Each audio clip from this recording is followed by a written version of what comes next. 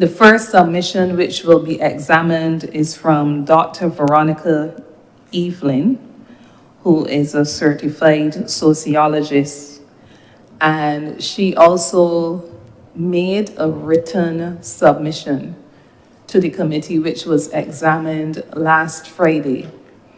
Coming out of that written submission, we have considered it necessary for us to defer further examination of anything until we hear the oral presentation, which would follow. The framework for our oral presentations and discussion will take the form of presentations from members of the public, which should be no more than 15 minutes, subject to the flexibility of the chair. And then it is anticipated that our discussions could take place within a half an hour framework. If there is, reminding members of the committee that if it is felt by any member of the committee that the discussions need to extend beyond the 30 minutes provided for, then you will just raise your hand, move that the discussion be extended for a further 15 minutes, and that would be facilitated. But we are asking members of the committee to try to be as concise as would lend to us being effective still and efficient, given the time constraints. And our second presenter, for instance, the Child Care Board, is scheduled for 11:30. Given that we are starting just a few minutes after the intended 10:15, give or take 15 minutes or so, but we would not want to keep presenters waiting for inordinate lengths of time. So once we are comfortable, we can begin with the first presenter, and I think this is the stage at which we will be going live.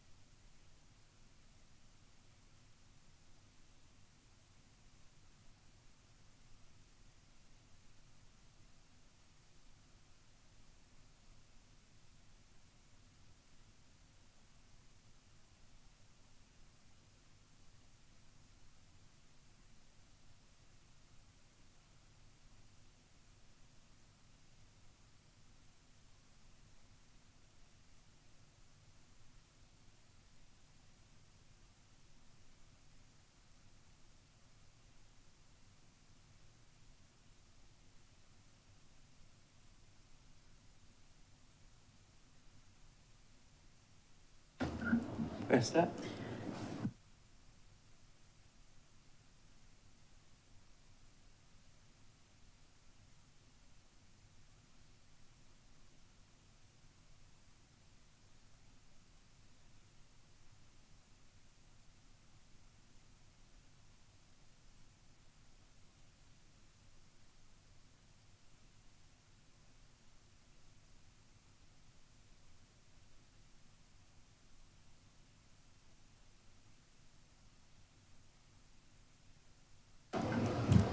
Good morning, Dr. Evelyn and Ms. Edwards.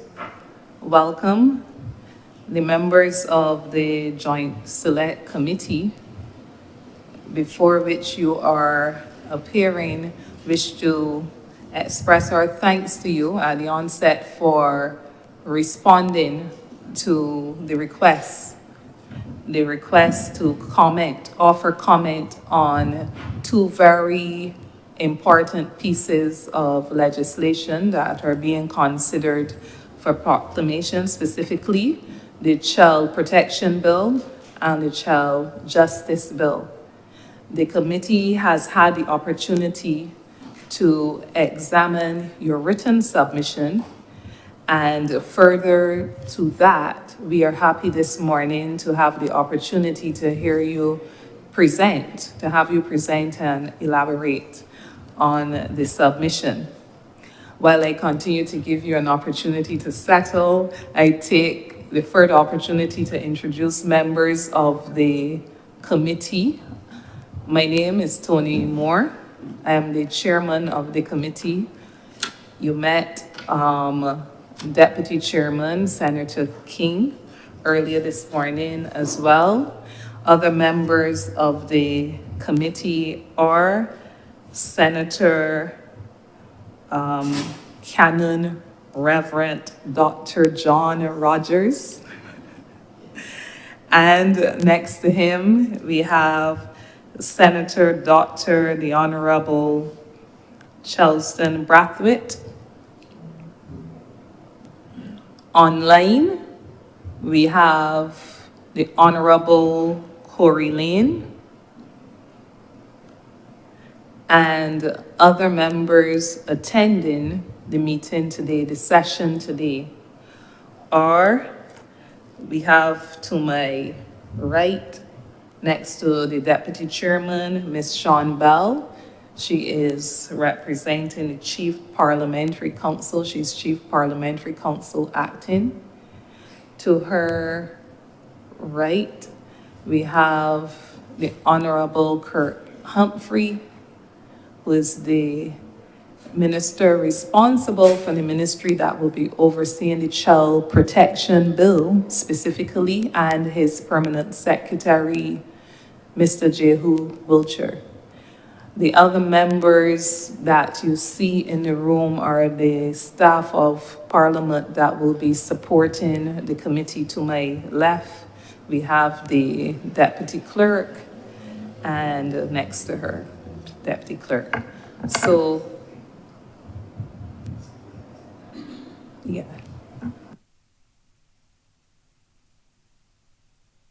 So, hopefully, you are settled in our invitation to you. You are prepared, I'm sure, to make your submission. The time allocated for that submission is 15 minutes, but I think you might recognize that the chair will not be unduly unreasonable, and we look forward to your submission. So at this point, I turn over to you. I should make you aware that the session is being streamed, so members of the public are also able to witness what is being discussed here this morning. So I turn over to you without further ado, and we welcome your submission.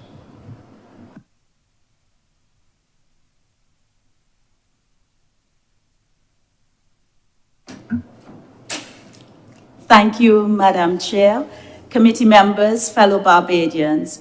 I'm grateful for the opportunity to speak on behalf of the children of Barbados with respect to the Child Protection Bill 2023. My name is Veronica Evelyn. I've worked with children and families for over 30 years.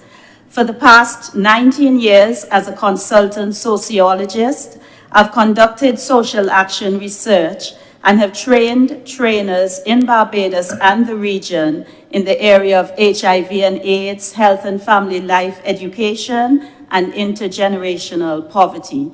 Prior to this, I was a social worker in family services, welfare department, and then a school guidance counselor for 14 years.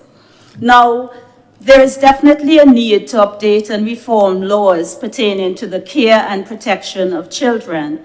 Children need protection because their powers of reasoning and self-control are still developing. Experts tell us that their brains are not fully developed until their mid-20s. Children are vulnerable, sometimes with a follow-fashion mentality that predisposes them to believe things and to make decisions which bring instant gratification without thinking of long-term consequences. And so, children need to be protected, not just from people and situations that would harm them and affect their present and future well-being, but sometimes they need to be protected from themselves and, sadly, even from parents or the state. Article 2 of the Charter of Barbados expresses our commitment to the children of Barbados, and it says, understanding who children are and the critical role they have in our present and future, we shall prioritize, protect, guide, nurture, heal, and love all our children. How beautiful. The care and protection of children aims to safeguard their total well-being and to help them to appreciate themselves, their friends, their family, their society, so that they enjoy childhood and grow up to be emotionally healthy, well-adjusted, productive citizens who are able to carry the country forward. So, an up-to-date Child Protection Act is quite in order. However, I submit to you that the Child Protection Bill 2023 is unacceptable in its present form. The bill can't be examined in a vacuum. It must be understood with reference to the local and international socio-political context in which it is framed and in which it will be implemented. The bill forms part of the revisioning and the reshaping of a Barbados as a new republic that wants to be counted among the progressive nations of the world in the way it treats the human sexuality. This was made clear in the September 2020 throne speech and reaffirmed in the approved Charter of Barbados 2021, which references the new concept of sexual orientation. Excuse me. The question, therefore, is whether the Child Protection Bill intentionally aligns with the vision of a progressive Barbados. And the only rational answer is yes. A no would indicate an internal contradiction, an incongruity between the bill and the vision and core values articulated in such things as the throne speech, the Charter of Barbados, the National Grooming Policy, the school's nutrition policy. Now, there are several areas in which the bill is problematic, but in this submission, on behalf of the children of Barbados, as a sociologist and as a firm believer in the supremacy of God and the continued relevance of Jesus Christ and biblical teachings to society, I'll look at three areas of concern. And these are: one, the purpose of the bill, the language of the bill, and the lack of definition, or rather, the lack of clarity of definition of critical words and phrases as used within the bill. Section 3.1 states that the purpose of this bill is to ensure compliance with UN and other international instruments. These instruments forcefully promote new ideas about human sexuality. such as the belief that sex is non-binary and includes male, female, and any number in between, and that gender is fluid and can be changed at will. And these are the twin concepts that underlie the notion of sexual orientation, which Barbados seems to have embraced. By stating that its purpose is to ensure compliance with international instruments, the bill tacitly commits Barbados to satellite status. Yet, Article 5 of the Charter of Barbados puts things into perspective, and it says, let me read it. Barbados is part of a global community, and strong international relations with other states is vital to national development. As a small island state, we must exist harmoniously with others and work collaboratively to preserve global public goods. Listen to this. We will honor our international obligations while championing the causes that are important to safeguarding the future prosperity and stability of Barbados and the Caribbean. Consistent with this, the primary purpose of the bill should be to ensure the well-being of Barbadian children, not to ensure compliance with international instruments. It would be more fitting that the purpose of the bill reflect a pride in national sovereignty. For example, it could say something like, and this is just my little thing, the purpose of this bill is to ensure that the children of Barbados are nurtured and protected in an environment that enables the wholesome development of their unique personalities, so that, to the fullest extent possible, they enjoy a safe, happy childhood and grow up to be well-adjusted, productive citizens able to contribute meaningfully to the long-term sustainable development of Barbados. We don't have to ignore our international obligations, but by all means, we must put Barbados first. The language of the bill is also worrisome. Over the past few years, language has taken on a new dynamism. There's a core of words and phrases whose meanings have expanded. For example, the words justice, dignity, equality now have very different interpretations than they did in 1948 when the Universal Declaration of Human Rights was crafted. One man's meat is another man's poison. One man's terrorist is another man's freedom fighter. It's a similar thing with the language of the bill. Depending on one's views regarding the concept of sexual orientation, the very same childcare issue may be assessed as either protection or abuse, cruelty or care. One person may see an issue as a matter of care and guidance or care and protection, while another sees it as neglect and abuse or violation of parental rights. Depending on perspective, the same issue may be seen as harming a child or as securing their health and their happiness. Given this fluidity of language which permeates the bill, until the country firmly decides where it stands regarding sexual orientation, any legislation that even remotely touches on related issues will be susceptible to self-serving interpretations. I therefore recommend that the language of the bill be revisited with a view to preempting unintended interpretations that would be inimical to the well-being of our children and our country.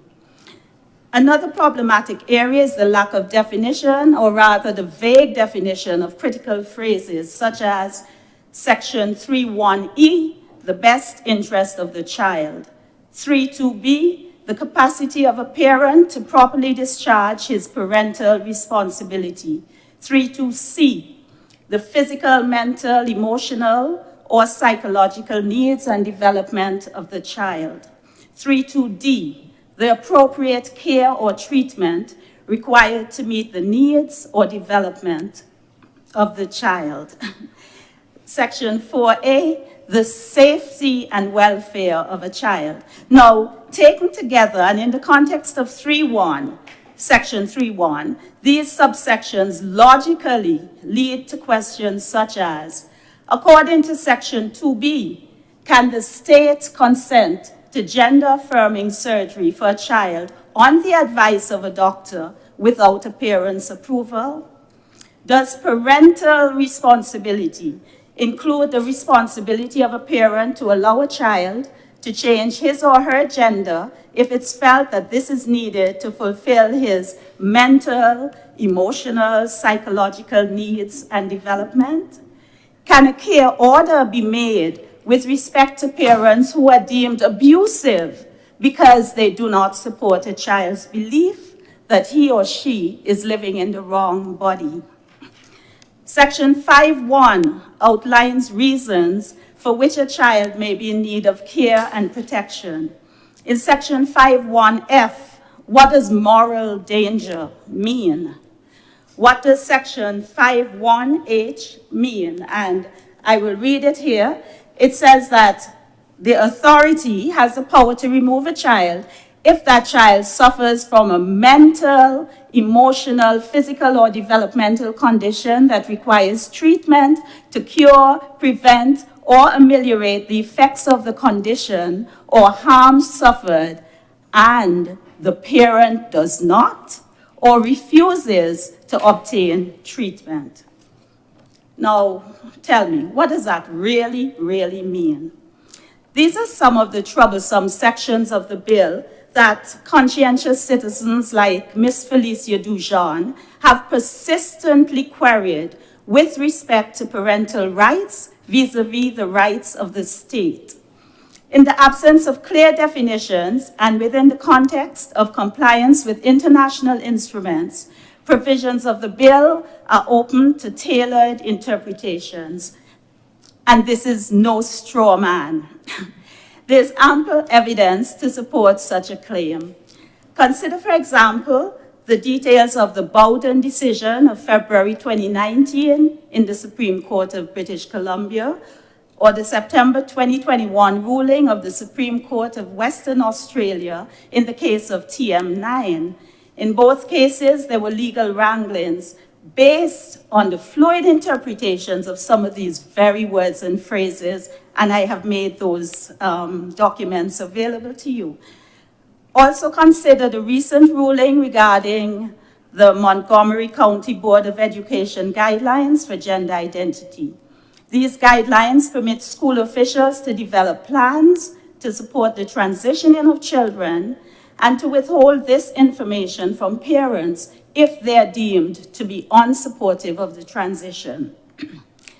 These and many similar rulings and judgments indicate the challenges that will inevitably confront the country if the Child Protection Bill is enacted without clear definitions of critical but vague and ambiguous words and phrases. Soon finished.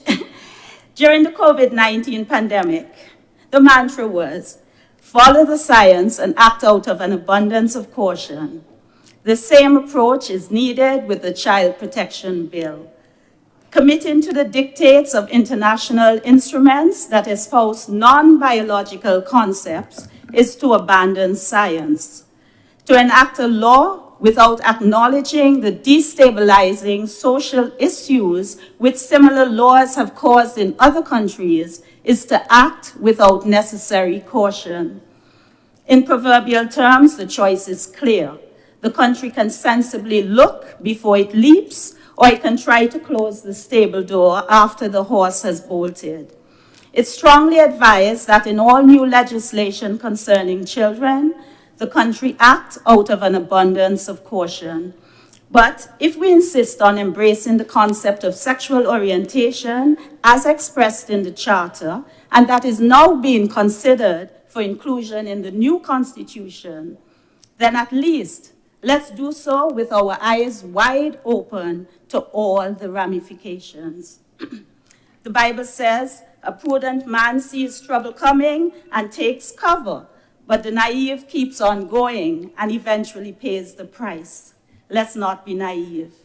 I urge the relevant authorities to revisit the Child Protection Bill, reconceptualize its purpose, review and revise language so that the provisions of the bill are consistent with an informed, well-reasoned national stance on sexual orientation.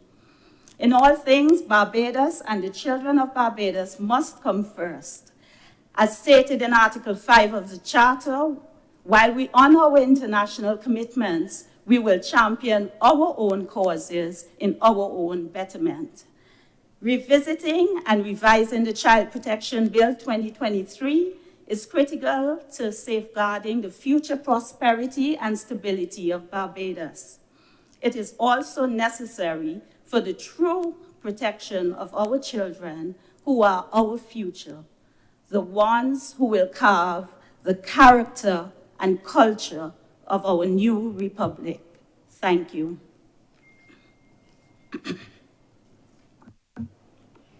Thank you, Dr. Evelyn, for your submission.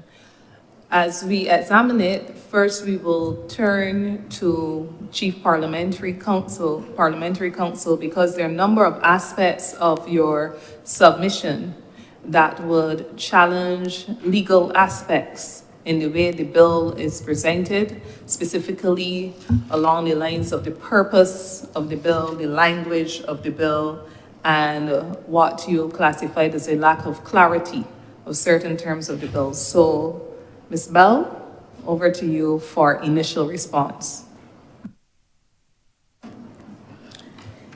Good morning to the members of the Commission.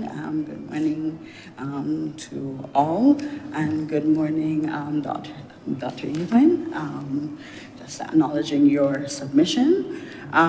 Just to make some observations in relation to the interpretation of legislation, so that the interpretation of legislation is actually dictated by a number of materials, including the Interpretation Act, which gives some insight into the way that legislation is supposed to be interpreted, as well as common law positions that are decided in cases that would also elucidate how legislation is also to be interpreted.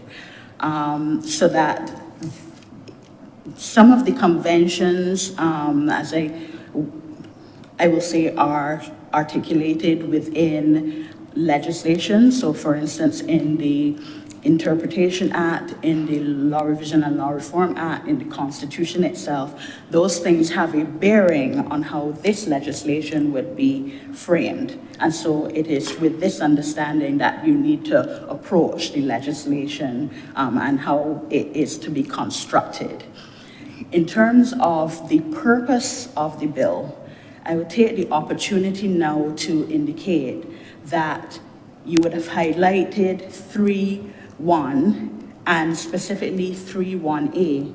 But if you take into account that the subsection would have other clauses, so that A, B, C, D, and E are also to be included. And that is stated when you use the word "and" in the penultimate paragraph. So the penultimate paragraph in 3.1 is actually D.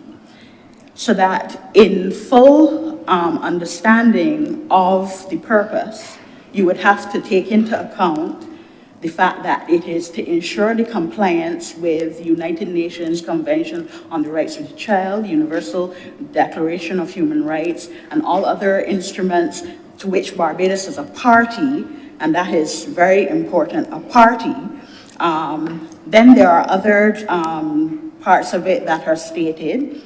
Then you have to read in, promote the welfare of a child, provide the care and protection for a child, and notice that care and protection is further articulated in 5. And then finally, protect a child from abuse and neglect, and also ensure the best interest of the child is given paramount consideration in all matters. Now, in clause 2, you would see that best interest is defined, and best interest is defined as referring back to 3.2, which gives an explanation of what is considered to be in the best interest of the child. So clause 3.2 actually goes into, in determining what the best interests of the child are, the following matters shall be taken into account: the safety of the child, the capacity of the parent to properly discharge his parental responsibility, the physical, mental, emotional, and psychological needs and the development of the child, the appropriate care and treatment required to meet the needs and development of the child, where appropriate, the views of the child, a secure place for the child, a positive development as a member of a family, the love and affection and ties between the child and persons in the life of the child, the capacity of persons other than the parent to exercise custody and rights and duties in relation to the child, and the continuity of care for the child, and the possible effect and disruption of the care on the child.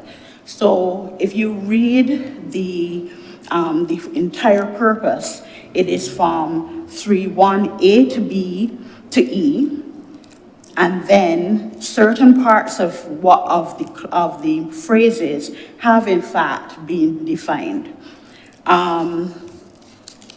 So that this is something that you would have to take into account in understanding the entire purpose of the legislation.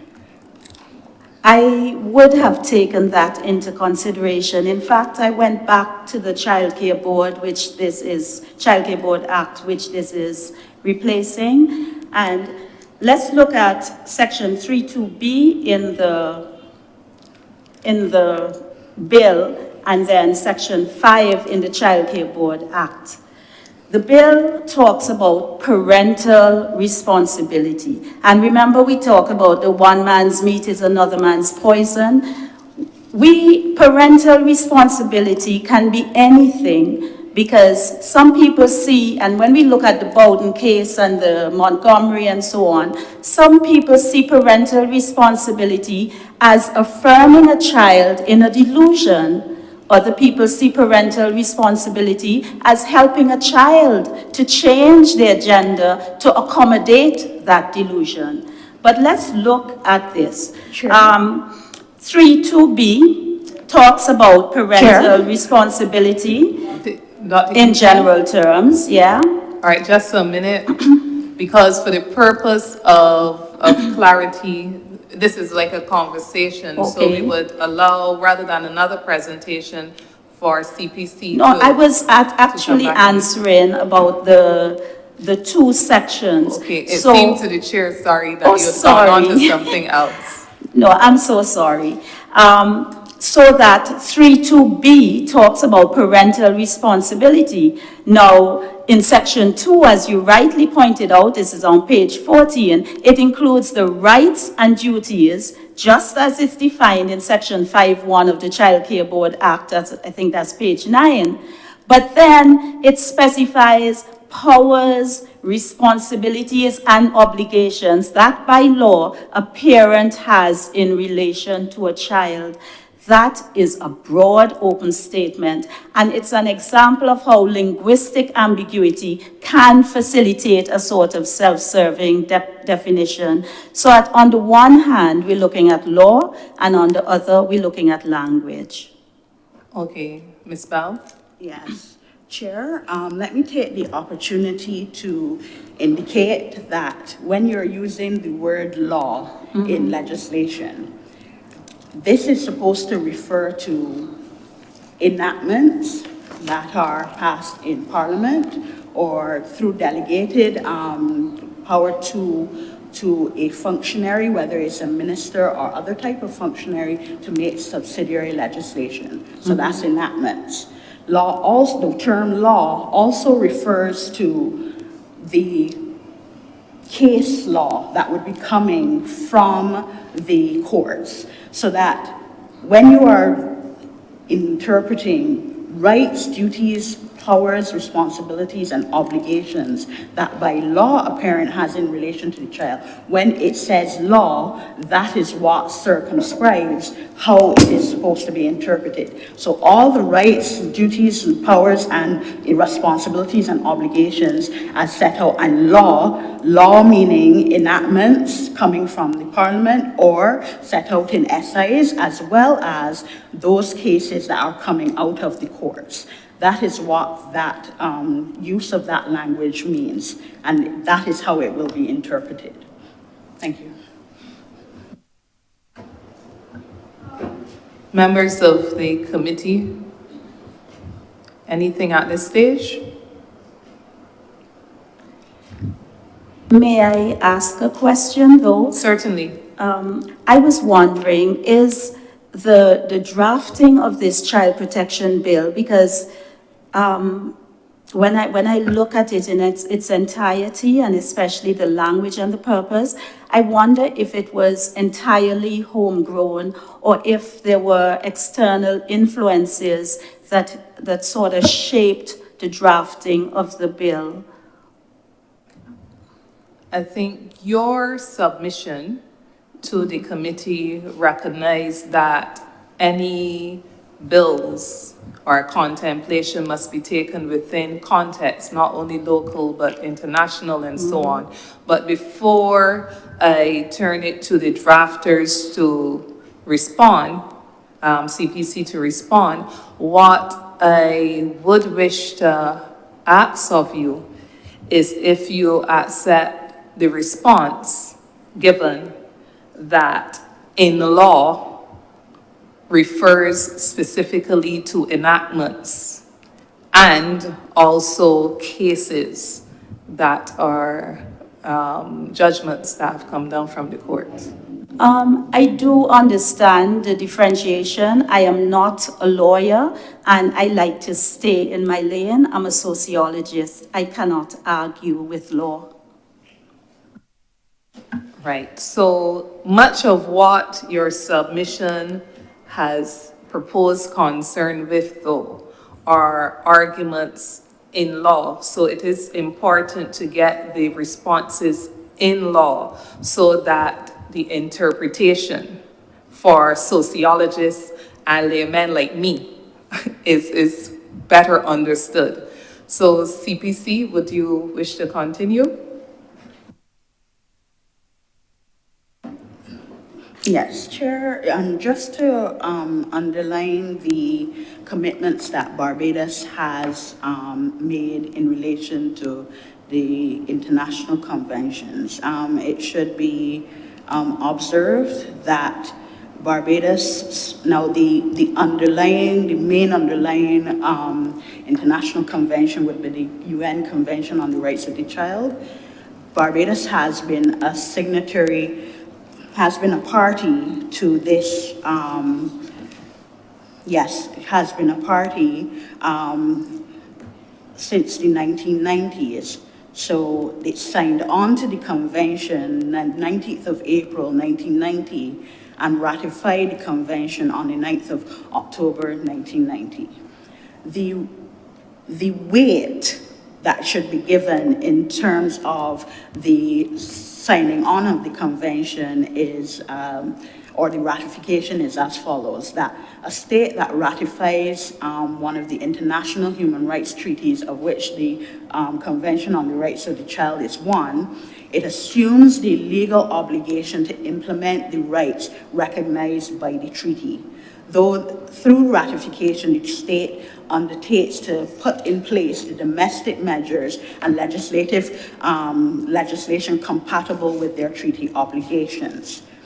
The objective of stating the above is to indicate that Barbados, since the 1990s, has committed to implementing rights as recognized by the treaty, and the bill is only a further recognition of that commitment. That being said, the state can enter into a reservation on a treaty. A reservation is a declaration made by a state which purports to exclude or alter the legal effects of a specific provision of the treaty in their application to the state. A reservation enables a state to accept the multilateral treaty as a whole by giving it possibility of not applying specific provisions which it does not want to comply. Reservations can be made at the time of signature, ratification, acceptance, approval, or accession. Article 51 of the UN Convention on the Rights of the Child makes provision for reservations to be made by the state at the time of ratification or accession. Barbados at the time did not have any reservations, that is at the time. However, if there are any protocols that may come along that may seek to amend the said convention in a way that we do not agree with, the state, does not agree with, it can enter into a reservation, or it could just not sign at all. These are the parameters and the rights of the state as a sovereign. And I just wanted to point that out as well. Thank you.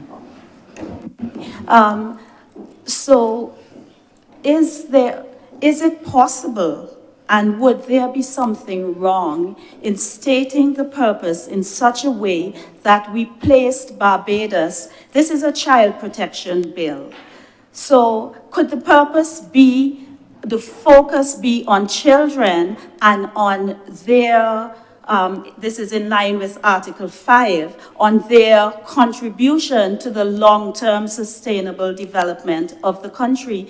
I am very concerned about this because you know what Errol Barrow said, friends of all, satellites of none. We want to, we're New Republic, we want to, have that national pride. Our purpose is to look after ourselves, our children, so that they can carry our country forward. This bill talks a lot about psychological health. So I would like to look at the psychological health of Barbados. When I take up a bill and I see the purpose is to comply with international instruments, I don't feel good about myself. I want to see me, I want to see Barbados, but most of all, I would like to see the children being up front and center in that purpose. I defer to the lawyer. I do not know if that is possible. Is there something wrong in revisiting and reconceptualizing and rephrasing that purpose of the bill so that we signify a sense of national sovereignty? I think that CPC will respond, but as you contemplate the purpose of the bill, the full title of the bill is a bill entitled An Act to Make Provision for the Reform of the Law on the Care and Protection of Children. So this is really the context within which the bill is before the Parliament of Barbados, an act to make provision for the reform of the law on the care and protection of children. So of course the Charter expresses overarching interests and objectives as it relates to children, but the bill before us is very specific, and that's a layman's view, but CPC will pick up on further explanation.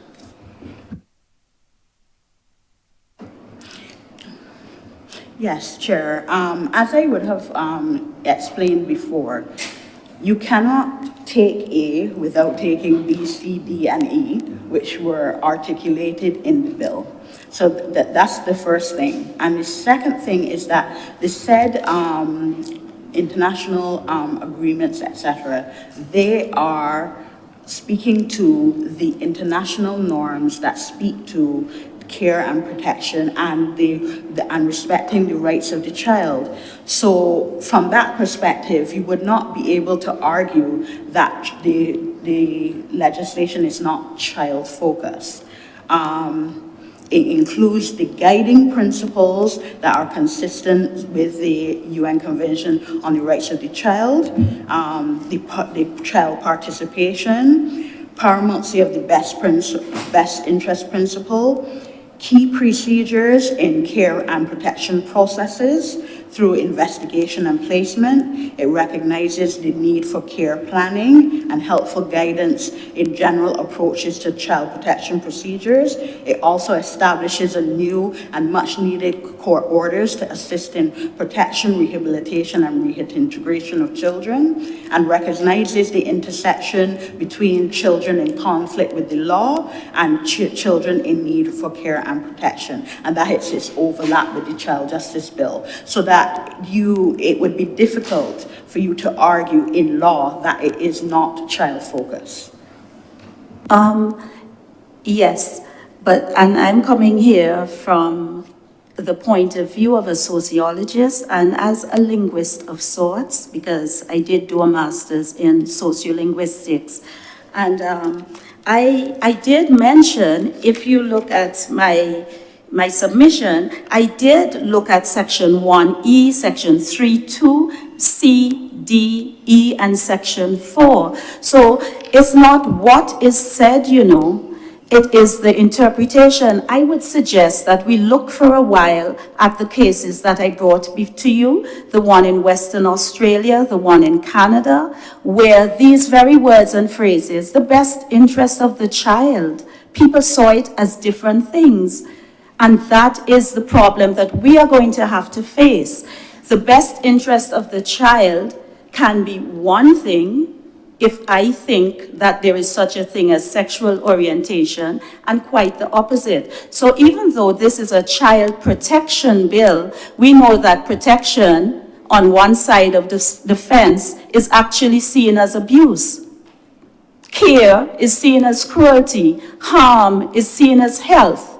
Do you understand the kind of problem that we are putting Barbados in? We are just open, out to sea. We have to decide, and I mean, we are a democratic country, we can decide what we want to decide. What I am saying here is that whatever we decide should be well informed, very well reasoned, so that, the French existentialists talk about homme de bonne foi, that whatever we decide and whatever we do, we are able to bear the consequences, that's all. But right now, we are kind of just blowing in the wind. Chair, just to indicate, and I would have explained earlier, the interpretation of legislation is governed by specific conventions and rules. And so you would not be blowing in the wind, it's not free for interpretation, but that those conventions as reduced or codified in the Interpretation Act, in other pieces of legislation, as well as cases on the particular matters, those have to be taken into account, as well as the parameters set by the bill itself, which appear in Clause 2. Those then anchor how the legislation needs to be interpreted. And I need to emphasize that as much as possible. And I also have to point out the fact that you need to interpret Clause 3.1 in its entirety and respect the fact that it has been interpreted and defined in the things that you're concerned about, that best interest of the child. Clause 2 goes into that. Care and protection, Clause 5 goes into it. In addition, I did look at your cases. I will say to you that, well, from Australia and the Canada point of view, now those cases, they would have persuasive weight, but they would not be considered to be binding. And in the understanding of how the medical treatment would come up in the first place, it arises in two specific circumstances, and I will draw your attention to that. It has to be looked at in context. So in the definition of care and responsibility in Clause 2, it authorizes the authority who would then be given the custody of the child after the child is deemed to be needing of care and protection. They authorize the authority to consent to medical treatment not involving surgery for a child on the advice of a medical practitioner, or consent to the medical treatment involving surgery a medical practitioner certifies in writing to be carried out as a matter of urgency and in the best interest of the child. In the second instance, it talks about delegated care responsibility, which is where the child is in the custody of a child care center, in which case then it would have the limb A, consent to medical treatment not involving the surgery for a child on the advice of a practitioner. So you would see that the authority then has more weight in terms of what they can decide. Right, okay, so just to finish the point, right. So that in the circumstances that you would have brought, when it talks about as a matter of urgency, now if a word is not defined within the legislation itself or anywhere else, it would take on the ordinary dictionary meaning that it would have to be that the medical intervention would have to be for immediate action. So that even if you look at the circumstances in the case, you would have seen that they would have had to subject the child to all kinds of tests, and there was all kind of going around to say, you know, well, what is really happening? That is not immediacy.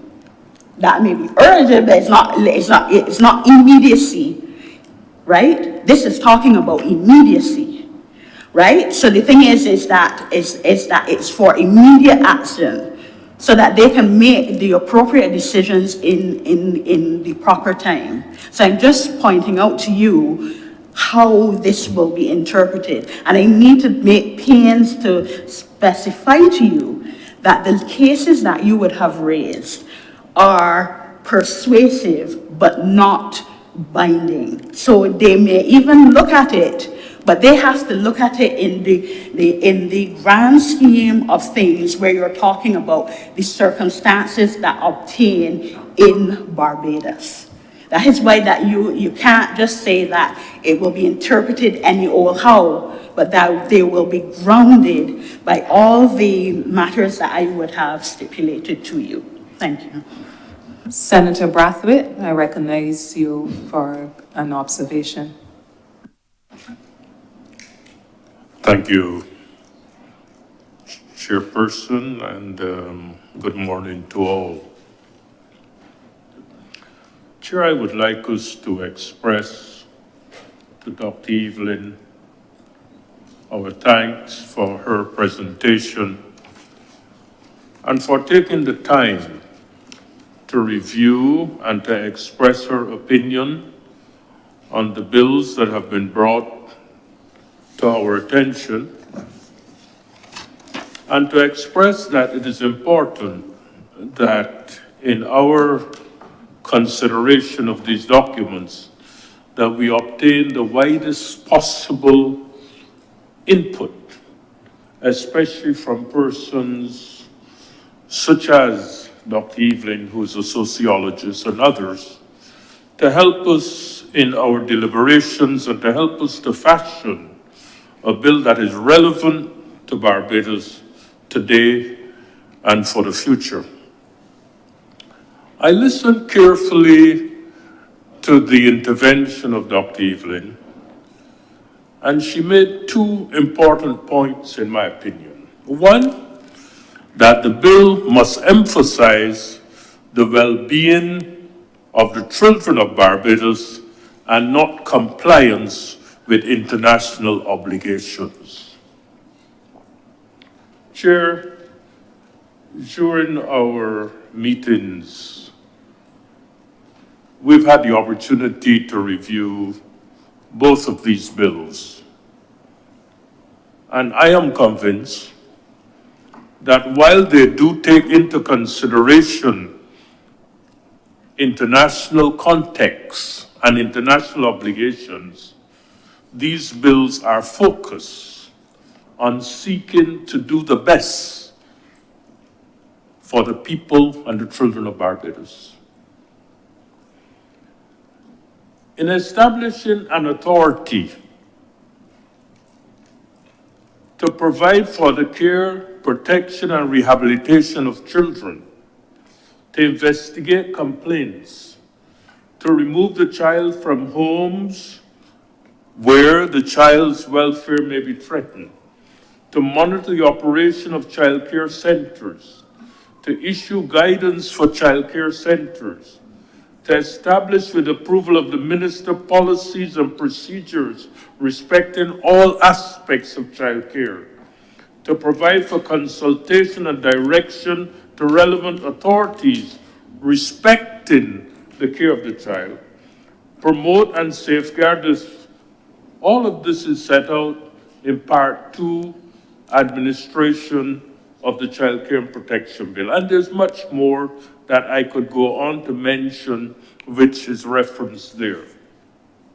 In addition, of course, in Section 5, the bill sets out very clearly the conditions under which the state should intervene in the need, care, and protection of children.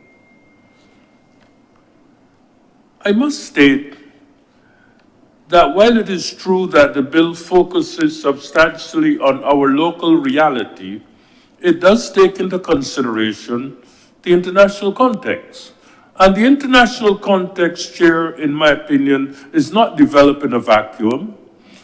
The international context is developed by the United Nations, where there are representatives today of maybe 192 countries, in which international opinion, international circumstances, international experiences are discussed, and on the basis of that, an international convention is developed, where countries can then agree or not agree with the final preparation.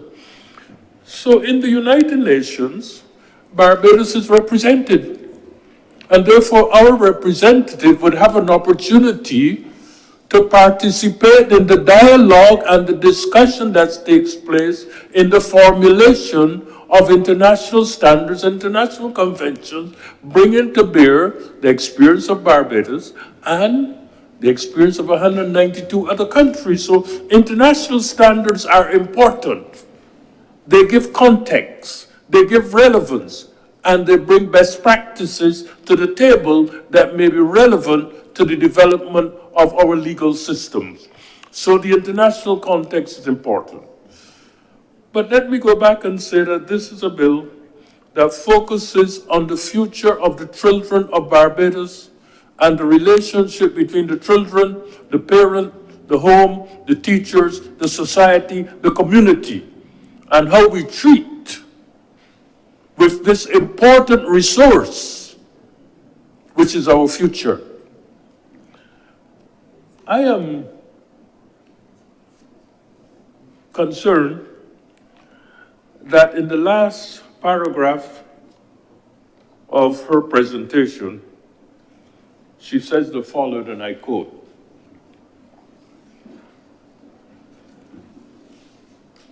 "It is strongly advised that in all new legislation concerning children, the country act out of an abundance of caution. If we choose to walk into the world of SOGI, which I will explain, let us do so with eyes wide open. The relevant authorities are urged to revisit the Child Protection Bill, reconceptualize its purpose, review and revise the language so that the provisions of the bill are consistent with a well-reasoned national stance on sexual orientation and gender identity." It is my view that this bill is much more and needs to consider much more than our stance on sexual orientation and gender identity. This bill is about the future of our children. This bill is how we consider and protect the one fundamental resource that is critical to our future, our children. With those words, I'm obliged, Chair. Thank you, Senator Brathwaite. I do recognize Senator King.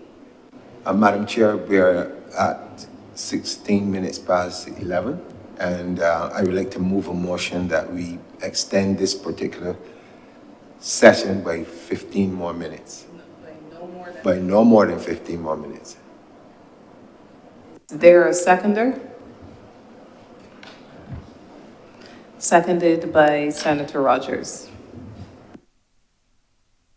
So, Dr. Evelyn, we have some further time that we can engage with you, because I think having heard CPC and Senator Brathwaite, you may wish to respond. I also recognize that Senator King wishes to make an observation. Thank you, Chair. Dr. Evelyn, I just want to make this observation. In your submission, you have made reference to other jurisdictions all the time, in where you have the concerns. The last time I checked, sovereign states have the right, and put that in inverted commas, to decide what they are going to allow or not allow based on their own cultures and their own understanding of who they are and things like that. I get a sense that you are preempting what Barbados is doing, and I get the sense that your fear comes from the fact that you believe, I say it as simple as humanly possible, that this would just be a follow-fashion approach in terms of how maybe we've seen a lot of things happen in the world before. I haven't gotten anything from reading the bill, looking at the things, that gives me that same impression. And you made the point that people interpret things differently. I just want you to also bear in mind that you mentioned the Bible when you said that we were Christians, and you would agree that even in terms of religion, people interpret things differently all across the globe, coming out of the same books, the same things. So I said that just to say that laws, if laws were not written in such a way where you have different interpretations of different things, then there probably would not be any need for lawyers, because there'd be no need, because everything would be just set straightforward, and that's how it would be. That's not how the world works. And I'm sure that you would appreciate that even in sociology, that one may have words or definitions that people in different parts of the world will interpret differently. So I just want to say to you that I fully appreciate your concerns, although in some instances I do not agree that we are not clear on a lot of the definitions. The two times that you mentioned the parts of the bill where you talk about the UN and the other things, the representative from CPC had to go over it twice. But you can't take it it would be out of context if you don't put the whole full things together. And that is all I would like to reiterate as we go through these particular discussions. And I'll go back to the Bible again. If you took the Old Testament by itself, without putting the New Testament with it, there are things within the Old Testament that you would probably wonder what kind of a God is this, especially in the laws themselves, where you have things where you can stone people and all of these different kind of things. So we have to take everything in context as to how it is built out. And I just want us to be cognizant of that as we go forward in these discussions. Thank you. I'd like us to look at Barbados as is. We really have to see where we are. And we talk about sovereignty, and it sounds good. And I would love to see us emerge as really sovereign. But the truth is, sovereignty is not what it seems. Take, for example, what has happened in Uganda. You know, we are cash-strapped. And in the throne speech, the Governor General said it, you know, we do not trade with ourselves. We do not give ourselves money. And therefore, there is that sensitive relationship with the international community. And to some extent, we have to toe the line, call a spade, so that we are not able to just do our own thing. It has to be in context. Let's go back to the children, because that's what we're talking about. And I remember in 2002 doing some research, actually in 1994, doing an epidemiological study with the Ministry of Health. And I went home shaking because I did not need to wait for any results and any analysis. I could see clearly what was happening. And in 2002, you know, we have NIS reform, and it's even getting further now. Look at Barbados. Now, our children are our only real resource. We don't have many natural resources. We don't have financial resources. Our people are our resources. We are about 80,000 to 100,000 people short because we've had a rate of 1.6 for far too long. When you consider the labor sector, what is happening is that we have a widening dependent sector and a narrowing productive sector. And that is why, like in 2002, it was projected that by 2015, whereas at one time, it was 3 persons who were working, supporting one non-contributing member. By 2015, they said, you know what's going to happen? 1 contributing member is going to be looking after 9 non-contributing. And now it's even worse. So that when we look at our children, we have to be really, really careful with what we do. I listened to the news last week where they said there was a 300% increase in the cases of autism. Consider our children are exposed to a lot. In primary school, they're using drugs already. So that what we have to do is to just do what the charter says: love, care, protect, heal. We have to preempt things. Now, I heard persons who I thought would know better saying, oh, this isn't happening here. That's silly. We can't wait for it to happen. We have to be wise. We have to punch above our weight. We have to see what is going to happen and take those children and carve them and mold them and help them. Because, as I said, not me, experts, your brain isn't fully developed until you're in your 20s. You make all kind of foolish mistakes when you're young. And so we should be in our schools teaching our children how to manage themselves, how to control their emotions, how to have that self-control in all areas, not just sexuality, but sex and drugs and eating, yes, because of NCDs. We have to have a real appreciation of our children and recognize that when 30 years from now, how many of us around this table are going to be here?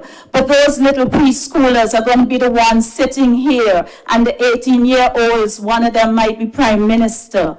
So that my concern in looking at this and in understanding that there is a move towards social change based on this whole notion, non-scientific notion of sexual orientation.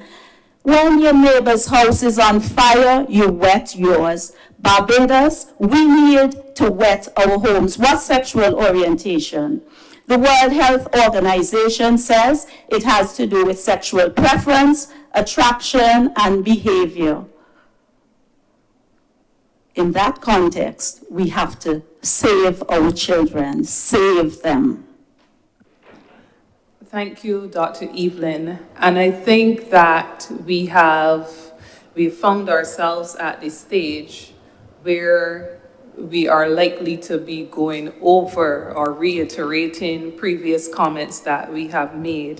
What is clear from your submission is that there's a definite concern of yours that the committee recognizes is a concern that ought to be examined. However, the bill before us, in terms of its title, what it seeks to address, it does not contemplate the handling of the issues to the extent that you have articulated them.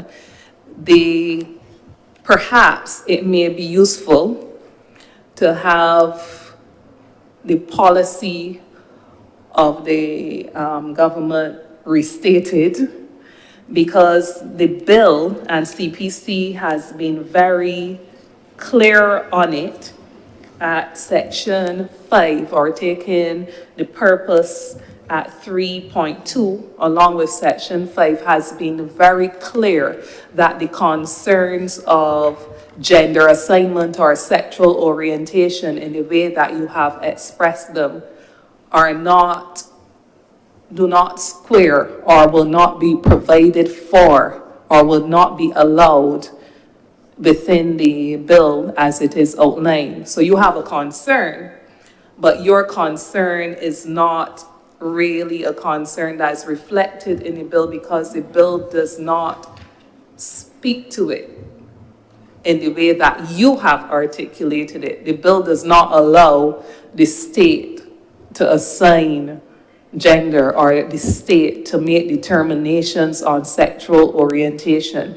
So what I think you could probably be calling for is for government, if it has not been made plain enough, to restate its position on gender assignment. But so far, insofar as we are examining the bill on child protection, I think that from the engagement up to now and from the clear responses of CPC, that it can be concluded that the concern, though relevant, is misplaced within the context of the bill.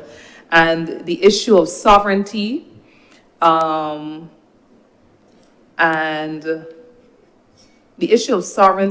the concern about Barbados being bound by the different instruments to which it has signed on to, that also has been clearly addressed, with the recognition that up to now we don't have any reservation, and that has been reiterated by CPC and so on. But even if at some point in time those instruments change in a way that there needs to be reservation, in a way that does not reflect what we have committed to in the Charter of Barbados, in a way that does not reflect the care and protection of the child in a way that Barbados as a sovereign state contemplates it, then we can submit reservations. And I'm sure that we will submit reservations, because Barbados continues to be that country that sees itself as being friends of all and satellites of none. I don't know if there are any members of the committee in the 29.5 seconds that we have available to us that would wish to offer another question or observation. But since I see none, it is my task and responsibility to thank you. Certainly, it has been food for thought. What you would not be privy to would be the contemplation and consideration of the written submission, where we look quite extensively at the cases that were proposed to you, which you put before us for consideration. And during those deliberations, the committee considered that your submission was indeed a relevant concern that I'm sure that you and many others would have, but that the concern, it would take the bill a little outside of the scope and contemplation that has been or indeed remains before the Parliament of Barbados at this time. So I take this opportunity to thank you and Ms. Edwards, who has been supporting you. Thank you for responding to the request for submissions. A number of people have offered public commentary, but have not gone further in responding so that we can have this very important engagement. So we thank you for coming and clarifying your position, engaging us, and hope you have a wonderful day. I'm sure there will be an opportunity where we would respond further as we examine the other considerations and the other presentations and bring the matter to close. So thank you very much. Thank you too. Okay.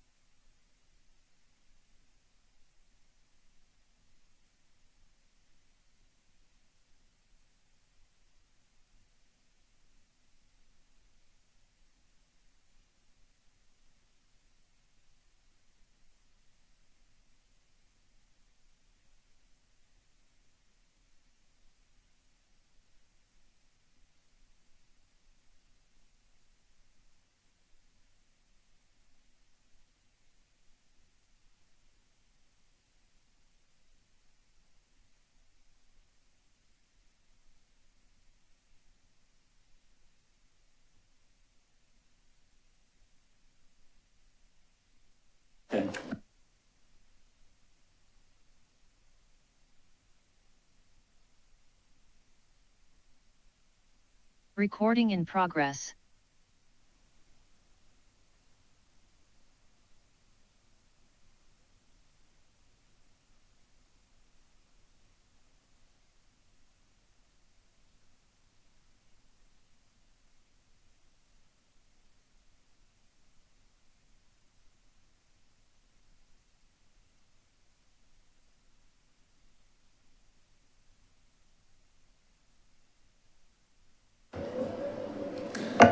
Good morning.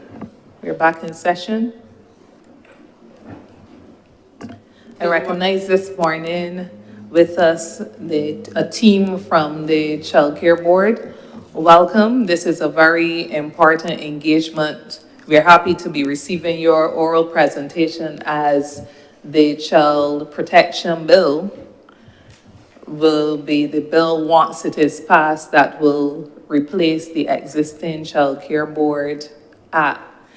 And so the members of the committee, the Joint Select Committee that is tasked with the responsibility for examining the Child Protection Bill and the Child Justice Bill, I would introduce for your benefit at this time, Ms. Richards.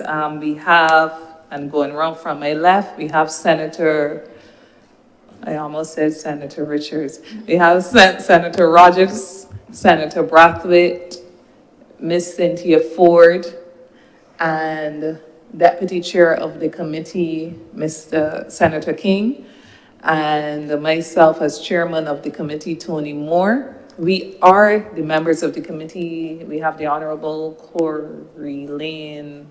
Okay, he was online, but he's not online at present. And here this morning in attendance to at least participate in these discussions will be your line minister, so he needs no introduction, nor would your permanent secretary, Mr. Wiltshire.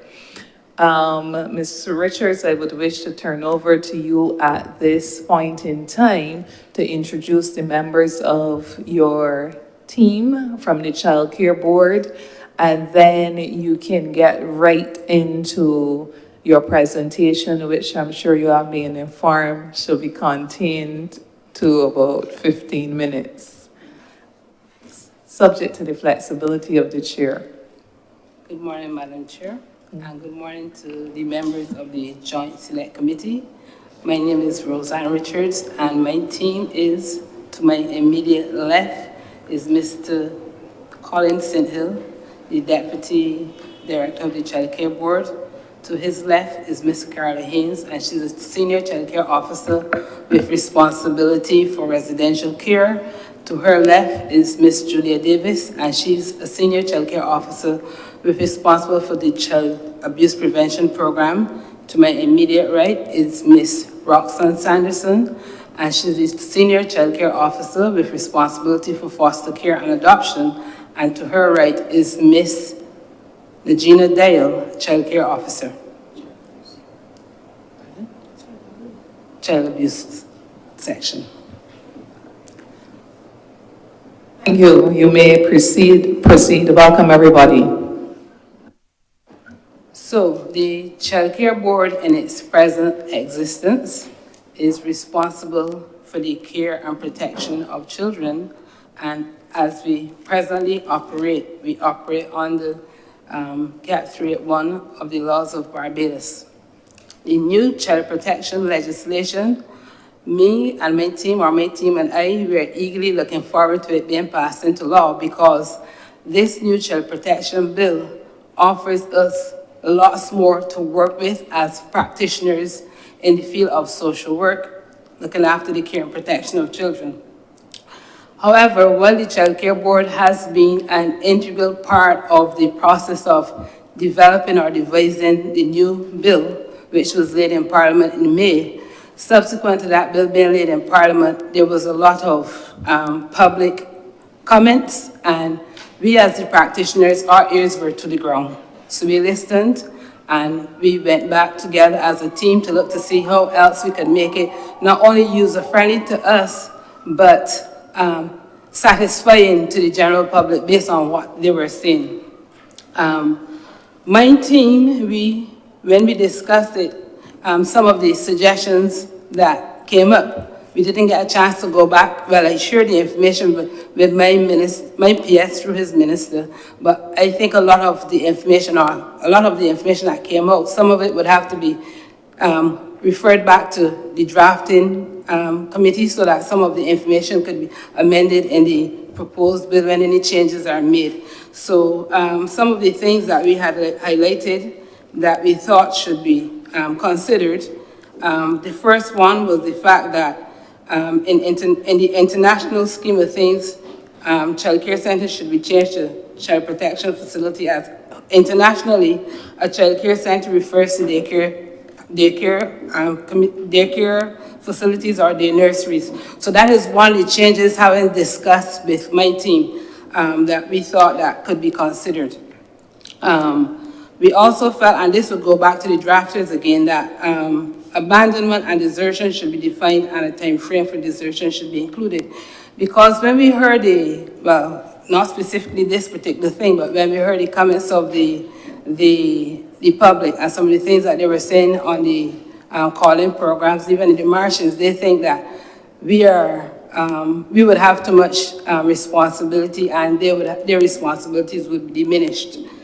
In relation to section 19.5 of the present bill, the word moral is included. And we felt after discussion that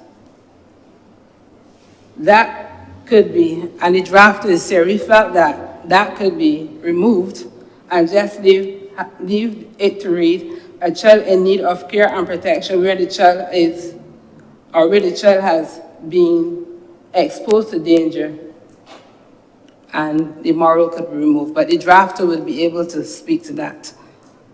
In relation to section 19.5H1, does not or refuses to obtain treatment, so I should read the section again. Page 19.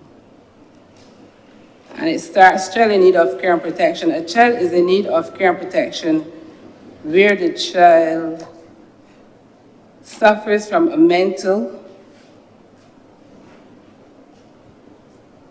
emotional, physical, or developmental condition that requires treatment to cure, prevent, or ameliorate the effects of the condition or harm suffered, and the parent and one does not or refuses to obtain treatment or.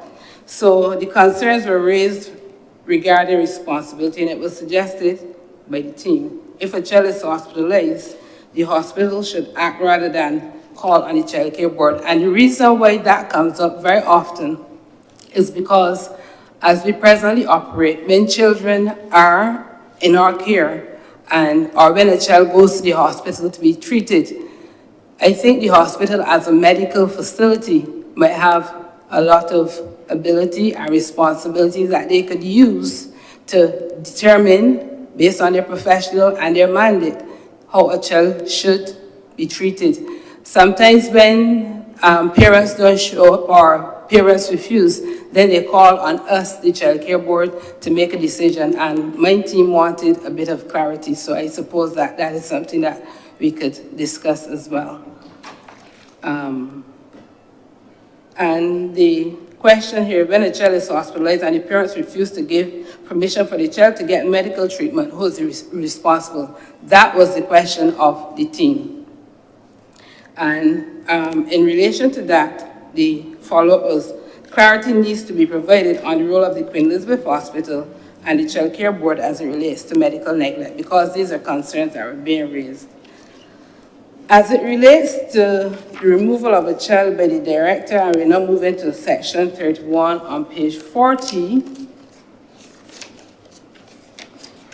So, as it reads right now, it says, where the director has reasonable grounds to believe that A, the health or safety of the child is in immediate or imminent jeopardy, and B, there is not enough time to apply to the court for an order under section 32, the director may, if necessary, with the assistance of the police and without need for further authority other than conferred on him by this section, enter any place or premises where the child is believed to be present or to reside, and search for it, locate, and take the child into custody. And we had discussed this at length in the discussions leading up to the drafting.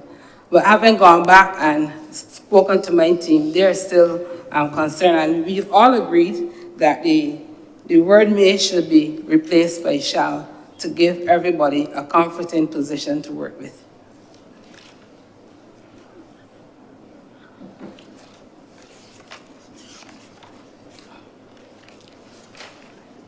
In relation to section 39, section 30, and this is on page 39, going back a bit, but action taken by the director, it might just be a typo, but it is felt that the word plan should be inserted before care section, page 30, section 36. So page 39, sorry. Section 36.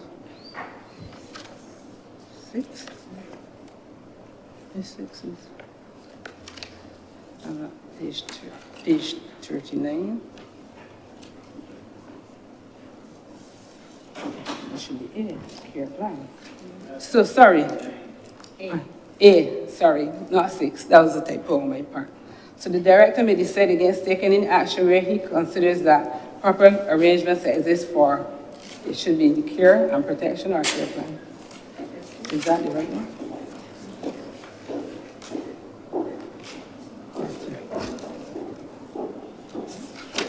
No. Is that it?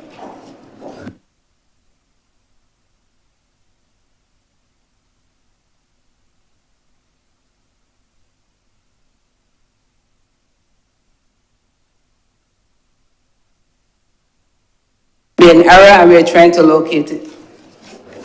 Are you referring to page 39, clause 29.6? 29.6. It has care. That care plan, where a care plan is developed pursuant to subsection 2B, that care plan shall be signed by the parent. Yes, please. So then it will be section 29.6. Thank you.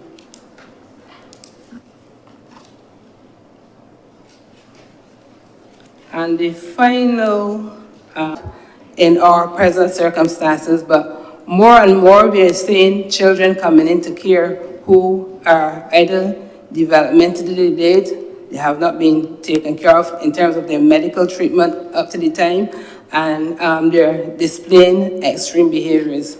We would continue to care for them, but we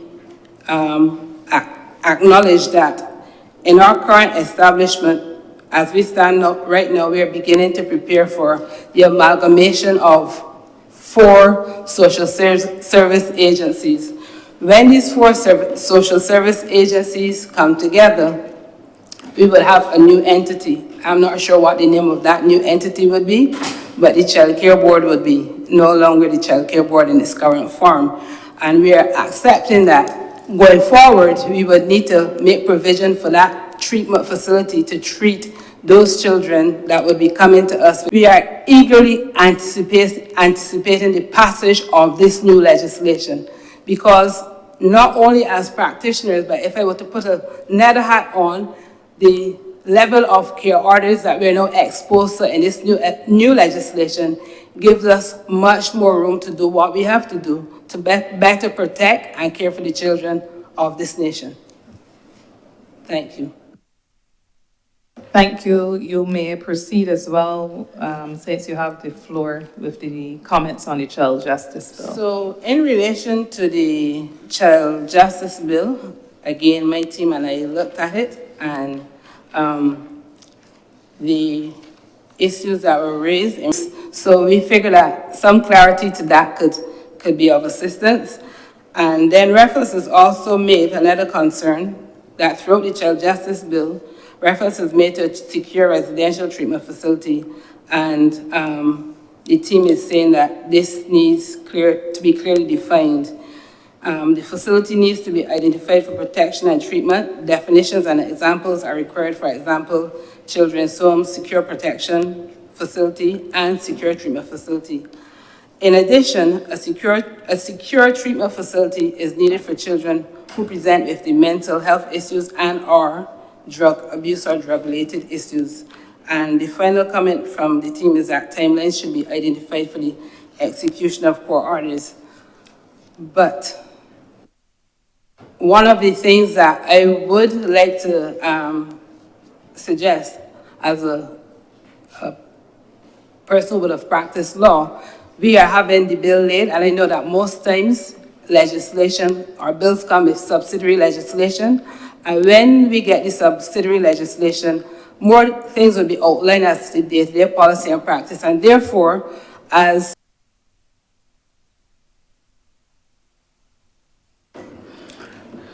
Chair, just to reinforce the points that the Child Care Board would have been one of the major stakeholders in submitting comments or the germination of a lot of the policy in relation to the drafting of the bill, so that at the appropriate points, then there would have been opportunity to submit. But in as much as you are submitting now, I will respond in relation to certain things. In relation to the Child Care Center, in terms of the nomenclature, that can be done.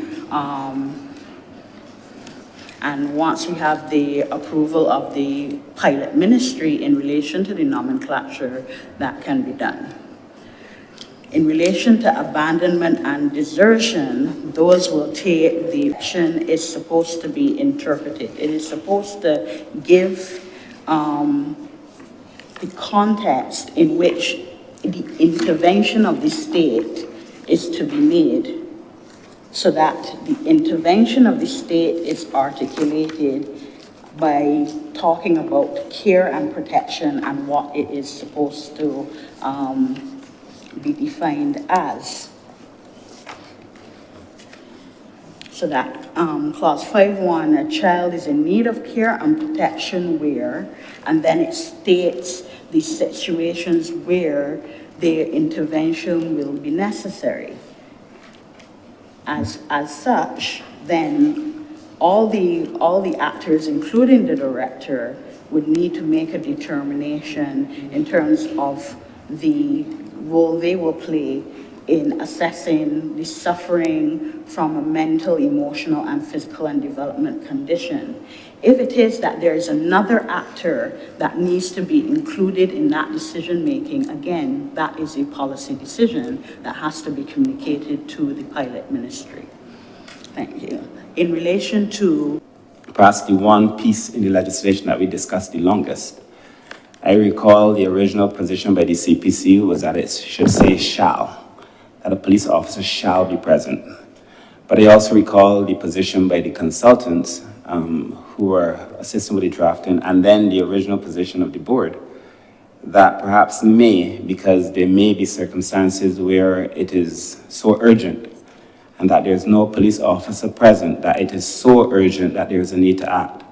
And then the advice also came from persons who were in social work before, who also said that there could be circumstances where you could remove a child.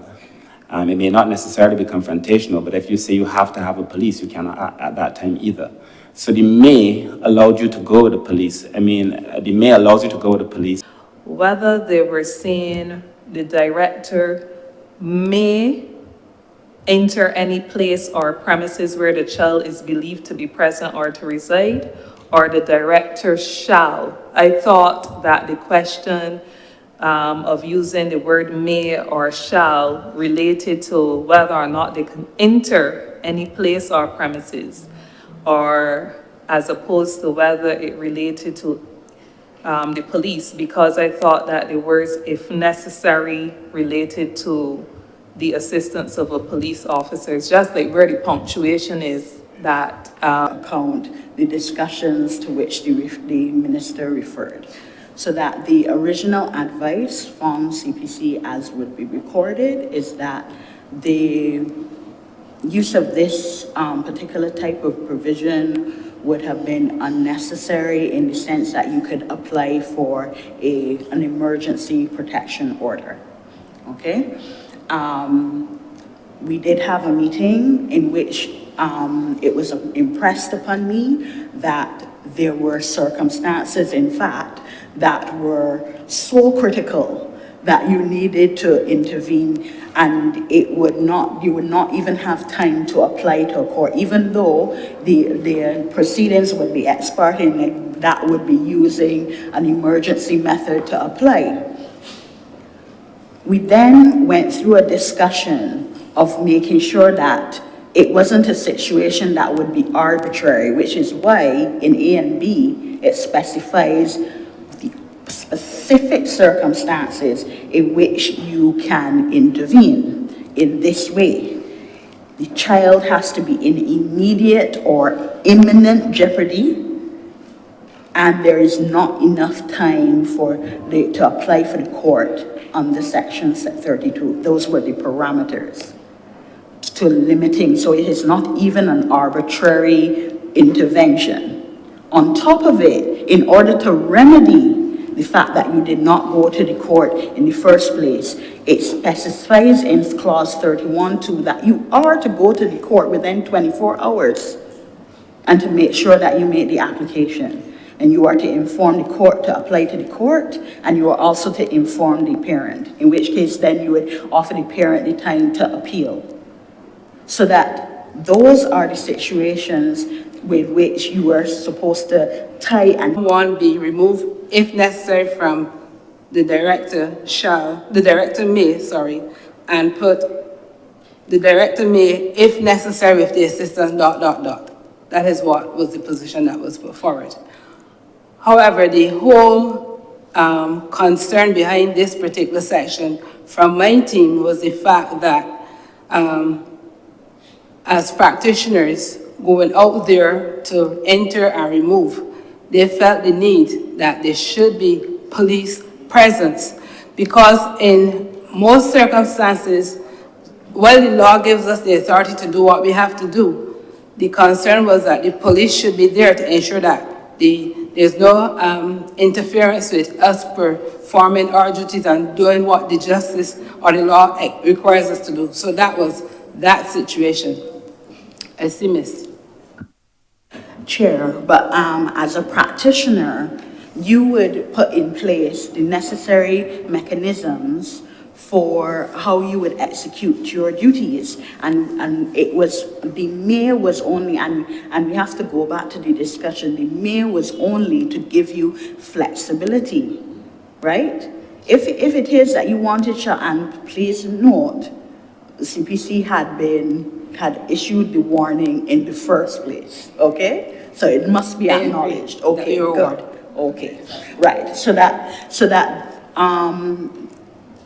it just means that you would have to be communicating and saying that your position has changed and you want the police officers to be there. But the fact of the matter is, as a practitioner, you can bring them, because the mayor doesn't stop you from bringing them if you need that.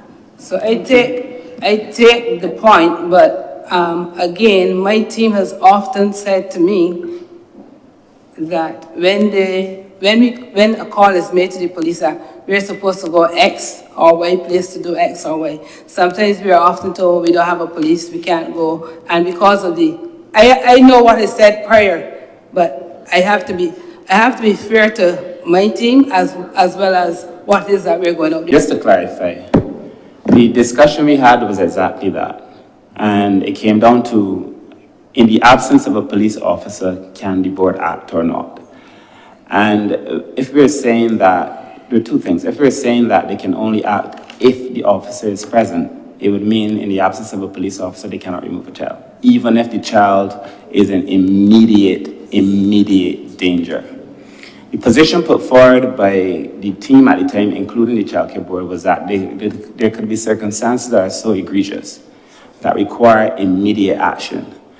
And then the point that was just raised by the director, which is that oftentimes in the old order, a police may not be available. It would mean that if a police is not available, the child care board definitely cannot act, and it worsens the reality for the child. The other thing is this: we've had, however, conversations with the police force and the police service, and they have asked us for meetings, to have a meeting and protocol so that they could better understand their new responsibilities under the law and to make themselves more available to the board in these circumstances with that new understanding of the law.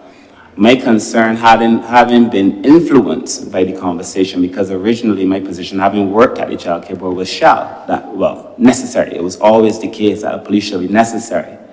But then there were social workers, one in particular, who raised the point that he visited the house and saw a mother hanging her children on nails, for example, and he took down the child and moved with the child. And in that case, what we would be doing would be so limiting that an officer would not be in a position to move. And then the compromise we made is the one the CPC suggested, which is that in circumstances where you have to act, then within 24 hours, you have to go and justify your position before the court and to prove, as laid out here, that it was in relation to the health or safety of the child being in immediate or imminent jeopardy. So that by allowing us to say, if necessary, you can act, even if a police is not there, but it is in the board's interest to always seek to have a police officer present.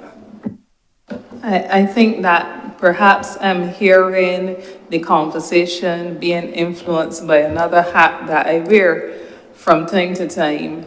And I'm hearing a concern being raised with the safety of the child being paramount, but also the safety of the officer who has to go and remove the child from the premises. And I'm hearing that there is a comfort level with the presence of a police officer. I'm also hearing by CPC's explanation that the director may, if necessary with the assistance of a police officer, that's also suggesting that the safety may be assured without having a police officer present. And I'm wondering if that's making provision for private security or so on, my layman's view of things. Because, I mean, it would be in response to the concern that is not being outwardly expressed, that we are hearing clearly that officers of the board need to be protected when going into premises because they don't know what they're going to be confronted with. Chair, no, what I was actually saying was that as a practitioner, there's nothing preventing you from bringing the officer with you. If it is that you need to, but the context of the discussion was whether you would be prohibited from acting in the specific circumstances if the officer was not available. So those are the parameters, and if it is that you're feeling the comfort level, of course, that's a policy decision, but just understand that you will be restricted in the acting, right?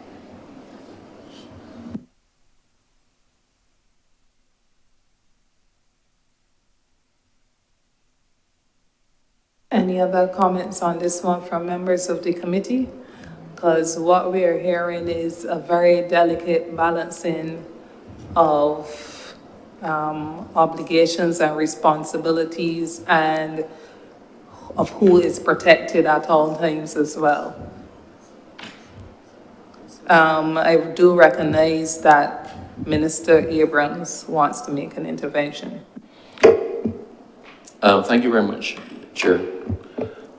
I think it is critical in situations like this that the response must be flexible, or the ability to respond must be flexible and determined by the situation. Once we put the word shall in there, it removes all flexibility. There are some circumstances that require immediate action, and shall be accompanied by a police officer is going to remove the ability to act in that circumstance. It would pretty much make a nonsense of an immediate response capacity. I believe that the practitioners are trained.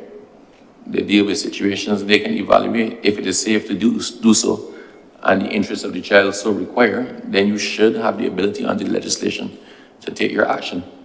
If you do not think that the circumstance is conducive to you going in alone, then you should have the ability to contact the police. But the flexibility must be maintained in a way that it will not be if the word shall is used. That's my 2 cents. So having heard all the comments, and I'm hearing from my team that you should revert to what is there. I thank you. Out of an abundance of caution, the team at the Child Care Board, having reconsidered, is satisfied that the language, the director may, should remain. Please. May, comma, if necessary. Thank you. Chair, just to continue with the review, the word plan, well, it is recognized that this refers really to clause 29(6). And so if you read where a care plan is developed pursuant to subsection 2B, that care plan, so the word plan should be inserted. So we recognize that. It needs to be inserted. Thank you. In relation to, just trying to,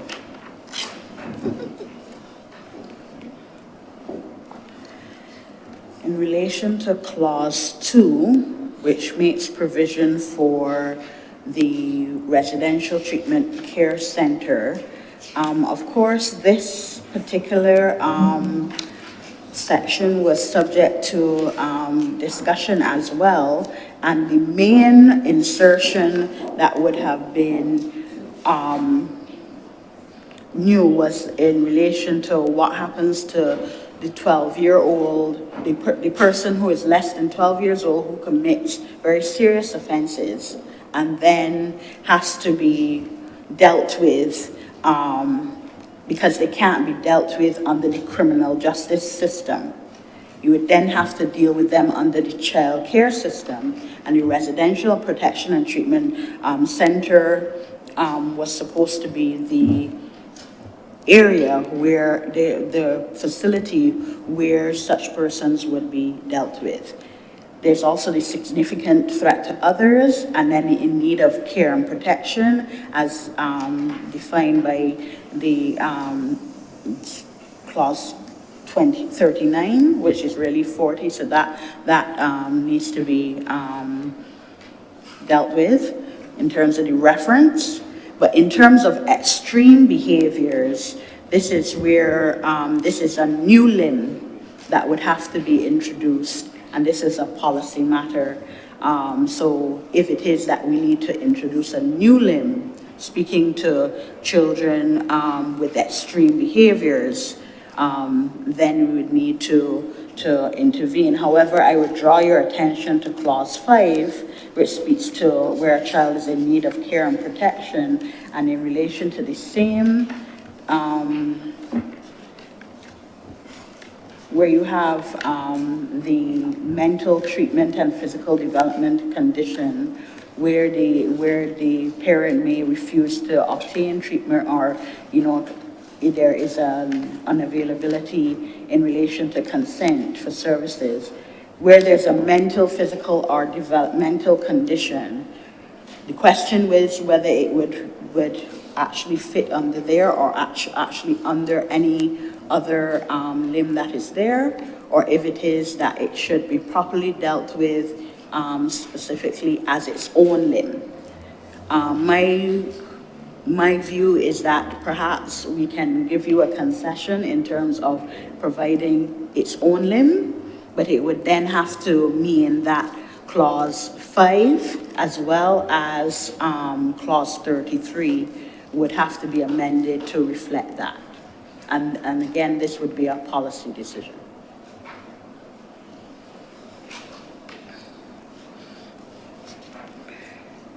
In relation to the Child Justice Bill,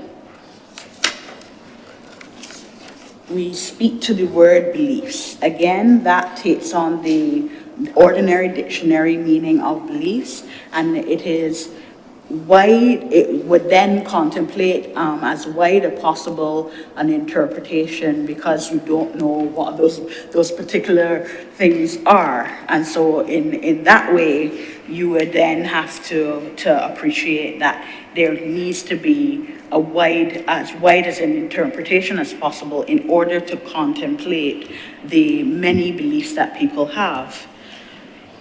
In relation to the use of the word secure residential facility, your attention is drawn to clause 2, in particular on page 16. Secure residential facility means a residential facility described under section 68. We then have to go to section 68.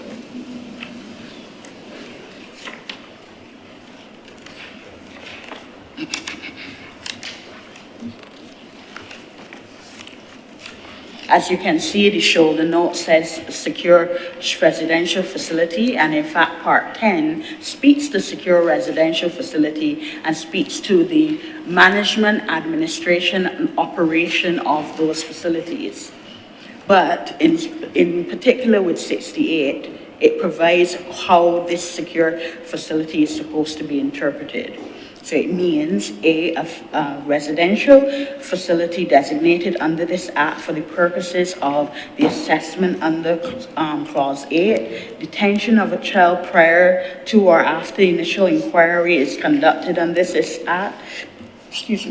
Detention of the child pending trial pursuant to clause 40. So that's the overlap between the child protection and the child justice.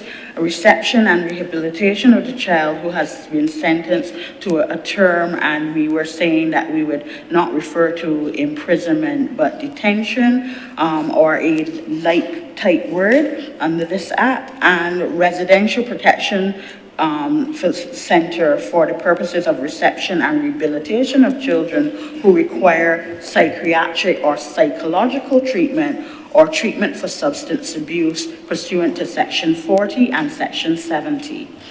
So section 40 deals with the overlap with the child protection, while section 70 specifically provides for the intervention where the child may have an episode or something like that, and in which case then there can be something done. So it includes the residential protection and treatment centers, but right, and it would be considered for the purposes of this act. But you can see that there is a clear delineation of what is the secure residential facility would be. Okay, so if there are other issues, but you can also see that there was an attempt to speak to the treatment of substance abuse.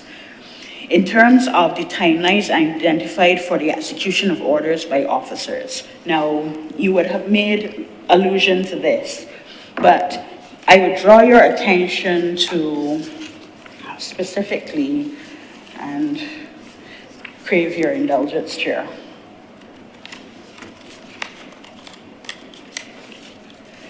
Clause 114. This act comes into operation on the date to be fixed by proclamation, so that this gives time for the regulations to be made in relation to specific areas of this bill that need to be properly operationalized in the minutia, right, procedures, and so that would not be the best dealt with a piece of legislation coming into Parliament, but more at a lower level with these subsidiary legislation, which can be more easily changed, right? But because it does not come into operation immediately, it gives institutions like yours the chance to prepare for the new regime that will come in as introduced by the Child Protection and the Child Justice legislation. And the regulations are also drafted during that time. And then shortly after proclamation, then the minister will make the regulations and they will come on stream so that they can be operationalized in the fullest way. So those are my responses in relation to the submissions of the Child Care Board. Thank you very much. Senator Brathwaite. Thank you very much, Chair. As I reflect on the submission by the Child Care Board, and I thank the team for coming and sharing their thoughts with us this afternoon. On the second page of the presentation, referring to page 42, section 33, the comment is made the Child Care Board in its current establishment will be part of a new arrangement entity. Therefore, it is being recommended that provision be made for the creation of a secure treatment facility which will cater to children with extreme behaviors. This may require additional staff and training. Chair, my question is, does this mean that this law will not be approved and promulgated until such time as there's approval for the provision of a new secure treatment facility, new staff and training? Or are provisions already made for these facilities to be available?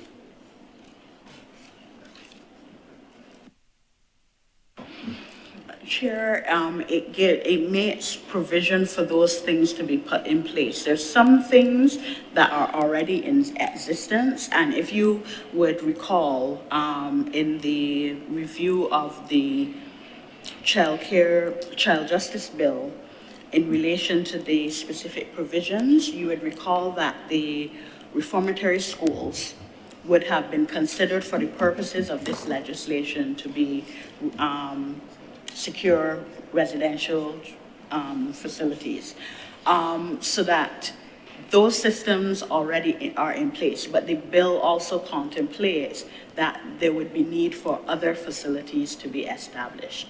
And also, as I would have articulated just now in relation to the bill not coming into operation until all is ready, that is not an unusual situation. You don't want a situation where you proclaim the bill and then everybody is like scattered and don't know what's going on and all that. Right, it gives all entities an opportunity to prepare themselves so that when it is then fully operational, they will be ready. It does not mean that it has to be forever. And in fact, it does not contemplate forever. It just means that it would give you the chance, or give the institutions the chance, to put the necessary measures in place, including the regulations and including any administrative matters that need to be taken into account, including staffing and infrastructure. Thank you. Senator Brathwaite. I just made a comment, Chair, in the context of the enthusiasm that can arise by staff seeing the possibility of a reformed institution, new arrangements, new facilities, and new opportunities for them to grow and to develop. And where you have a delay in the implementation of decisions that are made, this could have a negative impact on morale and on the enthusiasm of staff. So I was just wondering whether, in fact, there's a coordination of actions in terms of the legislation and the provision of the facilities that are necessary for the implementation of the said legislation. Those were my reason for my comment. Chair, well, as you can fully appreciate, CPC is not in charge of that. It is the line ministry, the pilot ministry, that would be responsible for that.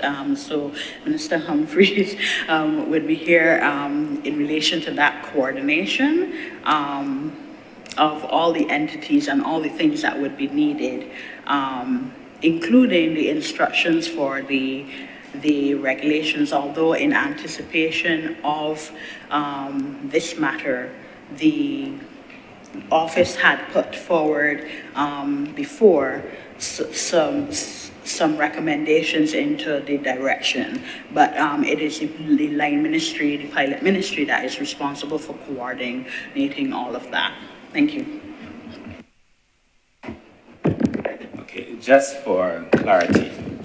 So there were two centers being proposed. In the child protection legislation, we were considering the residential protection and treatment facility, which would be in relation to persons who were under 12 and under, who would have committed a crime, and persons who, having had conversations at the initial stages with the magistrate informally, maybe somebody that they divert to this particular facility.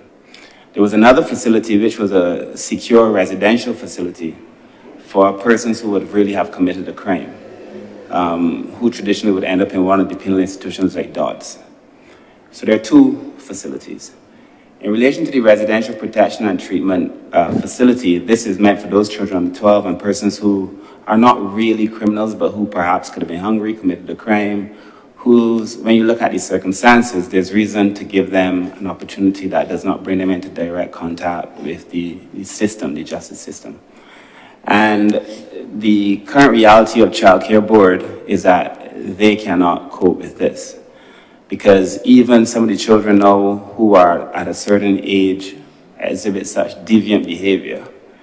And some sent there by the court, but exhibit such deviant behavior that is outside the capacity of the persons who work in that system to give them the necessary care and attention. It is very clear that we need a separate facility. And we have already started looking for a facility, a place where we could establish as this residential protection and treatment. The idea here would be to treat to the issues of the child and therefore not criminalize the child. And in that facility, hopefully we'll be able to offer the level of care and assistance and service that they need. So, and it is not contemplated at present that the staff at the Child Care Board, as currently constituted, will be able to do this. So we know that we're going to have to hire new staff. We know we're going to have people with different competencies. And it also eases the board, because there are currently some children in Child Care Board who really should not be there, because they exhibit such behaviors that they're not fit for there, but they're not criminals. And therefore, this facility makes, in that context, a lot of sense. But it's going to be separate from that secure facility for persons who would have committed a crime, a more serious crime. Sorry, just for clarity, just to remember that the child protection is being piloted by the ministry. I'm trying to remember the full people empowerment and elder affairs, I'm sorry. And then in relation to the child justice, it would be home affairs and information. So they would be responsible for putting those things in place. Thank you.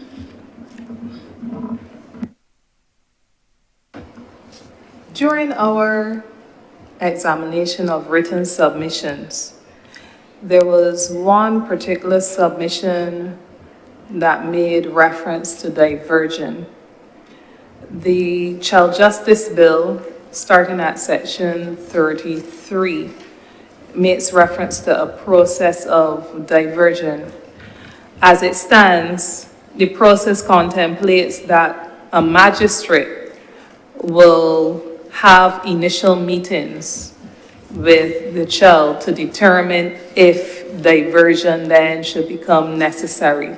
One of the submissions proposed that this is putting the cart before the horse, and it would be better if not a magistrate, but if a board with trained specialists like yourself, social workers, psychologists, and so on, would be put in place to determine whether diversion is necessary to alleviate a child having to stand before a magistrate and having to be in the system. Because although as the bill is currently outlined, there's no intention for anything used in that informal process to be used against the child. Further on, it was proposed in a written submission that it would be better for a board to consider the particular case and then to determine whether or not the process of diversion could apply.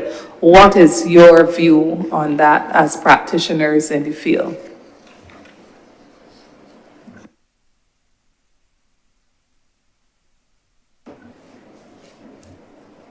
The written submission that was put before you in relation to having that particular child seen by a board as opposed to going before a magistrate. I have not practiced criminal law, so I don't even want to go there, but one of the things that I would want to say, while it might be useful, I think that how our courts are presently set up, we have a juvenile court, and children who come into conflict with the law, they are seen in the juvenile court. I also recall that in instances where I've gone to the juvenile court and matters relating to children, that the court, whoever's in the precincts of the court, they are asked to exit the court while the particular child situation is dealt with. And I think that we have magistrates in our system who speak to children, not just in the capacity of a magistrate, but as that caring professional. So I would want to give it further thought before I just come to say, well, a board should be established and it shall not go before a magistrate. I mean, there might be instances where you might be able to look at both, but as it stands right now, I wouldn't want to say, well, have a board. We don't have a board yet. Right now, we deal with magistrates, and I could think of a few magistrates who have, even a few judges who have spoken to children in that care without using that against them or in the scheme of things. But I would want to say that I would want to give it more thought or discuss it more momentum, and the fact that we don't have a board, and if it's something that we could write on and deliberate further on, we could submit that at a later stage. Well, up to now, we have been hearing CPC respond that some of your proposals should be the subject of further policy decisions coming to them.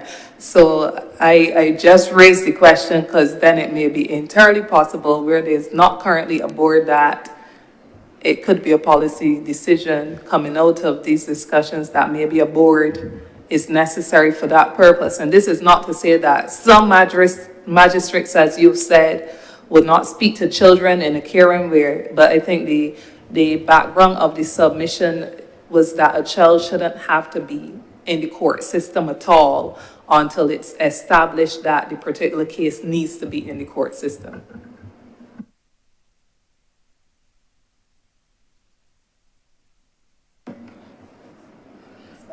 Yes, Chair.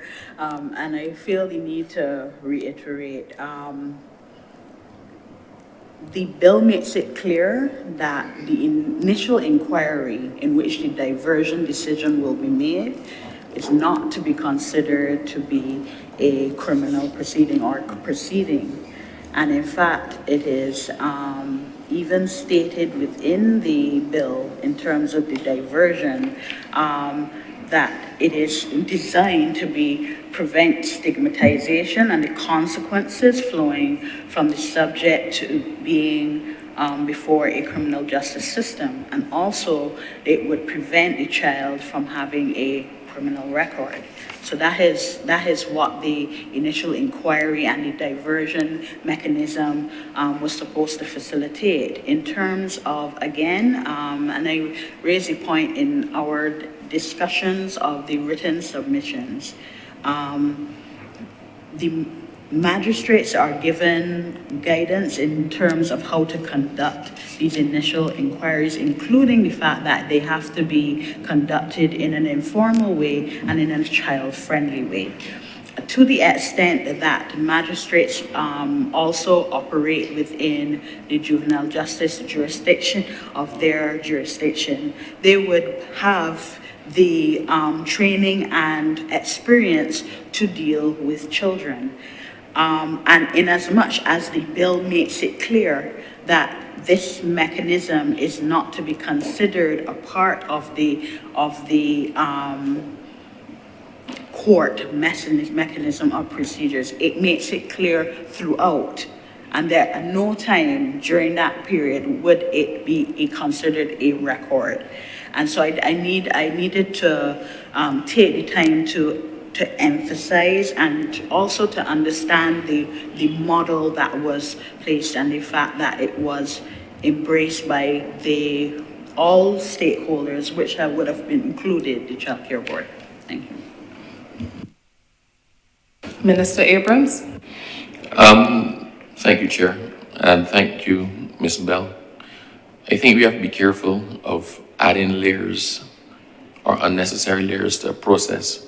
I believe the concerns of all can be addressed by ensuring that the magistrates have very specific training that put them in a position to deal in a humane way with these interventions and these inquiries. Now, if we try to divert or subvert the jurisdiction of the magistrate, you start to look at other broader constitutional issues. If somebody is arrested by the police or in custody, police is supposed to be before court in a reasonable time, that sort of thing. If you actually start to add layers in that, then we might find ourselves in a complicated process, and we may actually hinder the same process we're trying to improve upon. I do believe that everyone, with the coming into force of both of these pieces of legislation, I believe that everyone at every level has to be trained appropriately for the tasks that they're expected to carry out. And I believe a lot of the concerns can be addressed in ensuring that the magistrates who have jurisdiction over these children have the requisite training. If everyone is satisfied at that, right, then the other issues don't necessarily arise. If everybody understands their role, our role is to keep the children so far as possible out of the formal judicial system. Our role is so far as possible to keep them from having to go to a trial. If everybody understands that and is trained with that in mind, right, and I don't mean just legal training and judicial training, I mean they must undergo some sort of child psychological type training, then I believe that those concerns are more than adequately addressed. I'm very hesitant to add further layers, because then if we just keep piling layers to cure a problem, we can have an unwieldy system. So I hear you loud and clear.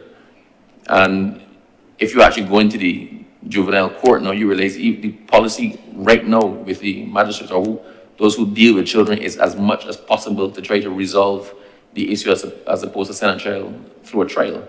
So everybody knows what we're trying to accomplish with these pieces of legislation. And I do believe that training those who are involved in the system cures most of the ills, other than putting other layers on.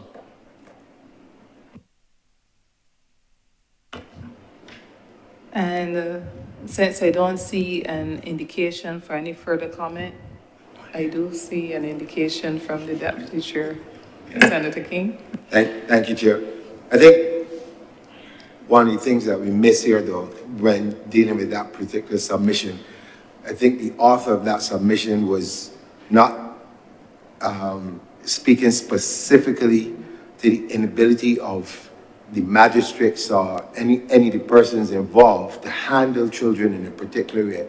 I think they were making the point that the environment itself, exactly where you are going to do the interviews, are we going to do it within a judicial or a court system or wherever, and then having a child then know that the person, one of the persons in it is actually a magistrate. And I think the point that Mr. Hobbin was trying to make is that he felt that psychologically, just having a child before a magistrate would create some sort of a problem. And I just want us to be clear on that aspect of it. That's even though it's clear that the magistrate doesn't have to see the child in court. It may be out of court, but the very fact that it is before a magistrate. But once again, we go back to the question, how did the child get there? right? If the child is coming to the attention of the magistrate, it means that a criminal act has been committed. So we have to measure what we're doing with our systems. So there's a process. Once you engage the attention of the police pursuant to a criminal act, the next step is before a judicial officer. If we attempt to pull that jurisdiction away and put another layer or a group of persons, then it has implication for the whole structure of the criminal justice system. Now, I hear you loud and clear, but we still need to treat it with the seriousness which it warrants. So we recognize that we are here pursuant to criminal act. We don't want you to be here. You don't want to be here. But as you are here, let us deal with it in the most child-friendly way, while allowing you also to accept that it is a serious situation that you're dealing with. Having said that, we're gonna have to work it out one way or the other. Thank you, Minister. And with that, I'm definitely now not seeing any further indication for an intervention at this time.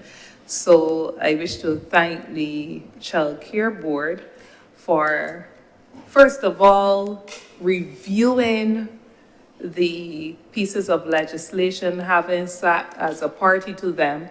I noted with interest that you indicated, hearing all the public comments and so on, you had your ears to the ground, because very often when we are in a process, sometimes you have to step back and listen to see where there might be areas for further tweaking. And the submission this morning certainly reflects that was the stance that your team took in reflecting on the two pieces of legislation before us for discussion. We do take on board the fact that there are some things that may be relevant, the issue of diversion, the definitions, although we accepted that they're ordinary dictionary meanings, whether there needs to be clarity, for instance, as it relates to desertion and time frames and so on.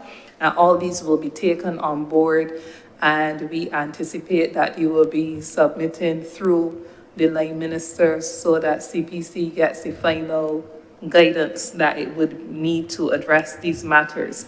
And one important thing came out that was the concern of the committee as well, was that the time between these pieces being passed in Parliament and then the proclamation, that it should be adequate enough to address your concerns that you raised and those that were reiterated by the CPC, that all persons will have sufficient time. That's in the courts, the Child Care Board, which will not then be the Child Care Board, but all establishments will have the time to be trained into how to give full implementation to the pieces of legislation, and that further users in the community and so on would also be sensitized as to the changes in the pieces of legislation. So again, I thank you very much for taking the time to present to us today and for taking further time to reflect more fully on some of the exchanges that we have had. Thank you. So on behalf of my team and I would like to say thanks for accommodating us. You are most welcome.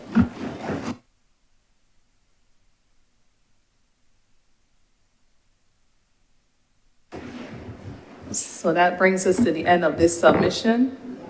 And we have one final presentation to consider as part of this session, and that's with the Bar Association of Barbados.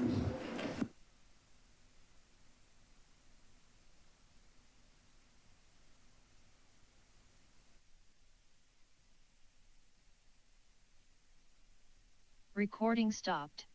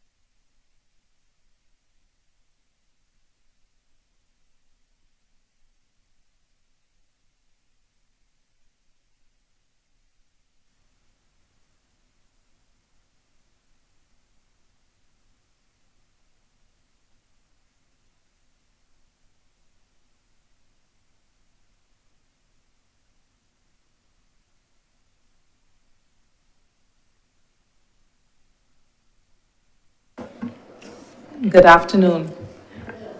Recognizing members of the Bar Association who are here with us to be our final presenters for this session.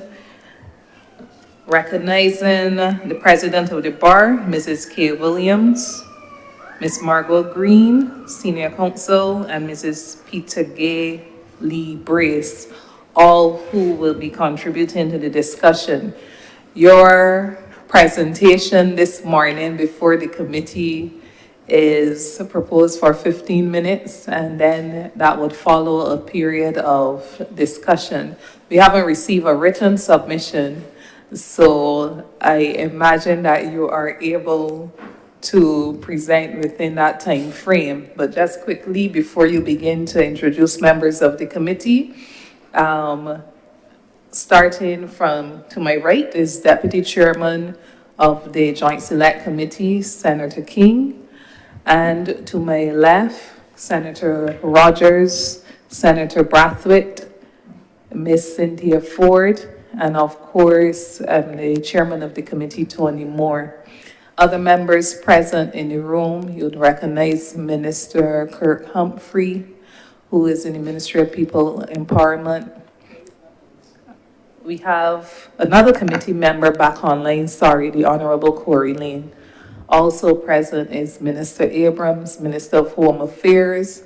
Respectively, the ministers are the line ministers responsible for the Child Protection and the Child Justice Bill. And it is over to you. Oh, and of course, how can I forget the main, the very technical support that we have in the person of Ms. Bell, who I'm sure you all are familiar with. So over to you, Ms. Margot Green, for your submission. Wait, turn this on? Good afternoon, ma'am, and we're grateful for the opportunity to be presenting here today. My name is Kay Williams, Barbados Bar Association, and allow me to introduce, as you said, Ms. Margot Green and Ms. Peter Gay Lee Brace. Foremost, very important because they are senior practitioners in the family law area, and we are grateful that they are here today. We won't be able to go through the bill, as you appreciate, the two bills in great detail, but we would raise certain areas of concern that we have, and then we will follow with our written submissions. Thank you. Thank you. Thank you. Good afternoon to everybody. I will start first to deal with the Child Protection Bill. What we propose to do is to go through section by section as far as that is possible and make comments, and then we will listen to your questions and try to answer them. First, let me say that this legislation codifies in some respects some of the practices which are now ongoing in the family court, but it also introduces quite a lot of new ideas and novel approaches to how one deals with children, which we have found quite interesting. And actually, what we propose to do is a comprehensive written submission for you, if you wish it at a later stage. But the notification came too late for us to go through it and do it within the time that you asked. I will start first with the definition section of the bill. And I'll start, if you don't mind, we'll go by page numbers, make it easy. Page 11, the definition of child. I notice here that child is defined as a person who is under the age of 18 years. What concerns me about this definition is that there are other pieces of legislation that allow someone who's under the age of 18 years to participate in what would normally be regarded as adult activity. So, under the Marriage Act, a person who has attained the age of 16 years can get married, which, as you would appreciate, is certainly an adult activity. And a person who has attained the age of 16 years can consent to sexual intercourse. So I would think that we need to look again at the definition of child, even though it accords with the Family Law Act. There are other pieces of legislation with which this definition would conflict. And if we're dealing with all children and not just children who are born to married parents or parents in a union other than a marriage, as happens under the Family Law Act, then we need to make the definition a lot broader than simply a person who has attained the age of who's under the age of 18 years.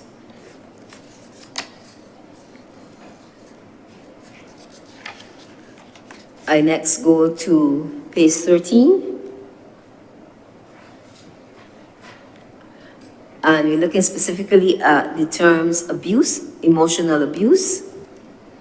We had a difficulty with the definition of emotional abuse causing psychological pain.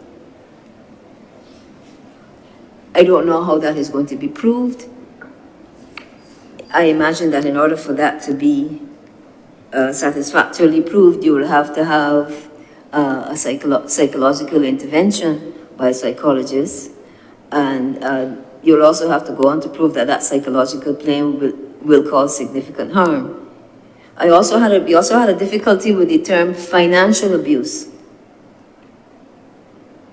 If you will see, it says it means the exercise of control by a perpetrator over a child's access to financial resources through coercion, deception, or intimidation, the effect of which is to hinder the ability to maintain a child, and includes withholding the financial support necessary to maintain a child. We had a difficulty with the second part, which starts from the sentence, and includes withholding the financial support necessary to maintain a child.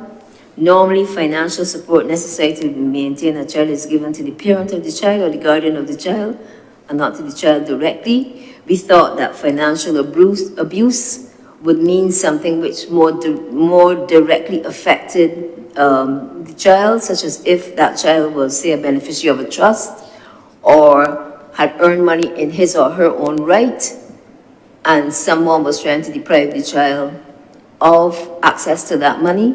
That would more be financial abuse as it relates to a child, rather than withholding financial support. I believe 45% of the men in Barbados would be guilty of this if you allow this definition to continue, from what I see in my practice, if not a larger percentage.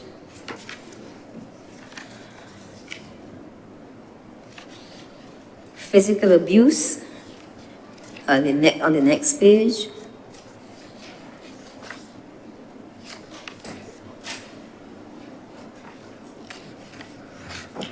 I found the definition of parent to be interesting, since it starts so only with a person at law liable to maintain a child or entitled to his custody, rather than simply a person to whom the child is born.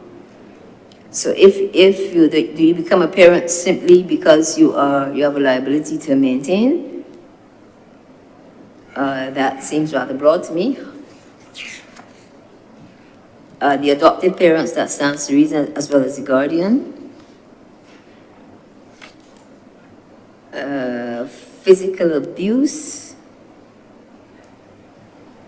I'm not sure under the definition of physical abuse why we speak of an act or omission.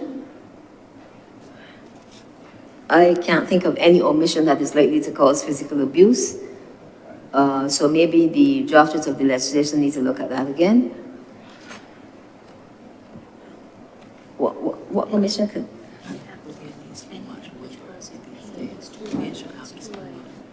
Pardon me? Any act which causes pain is too light. Yeah. Another part of the definition that we had a problem with is any act or omission which causes pain, or we consider that to be far too wide and too vague. This is on page 14 on the physical abuse stuff? Yes, my lady. Okay. Yes, ma'am.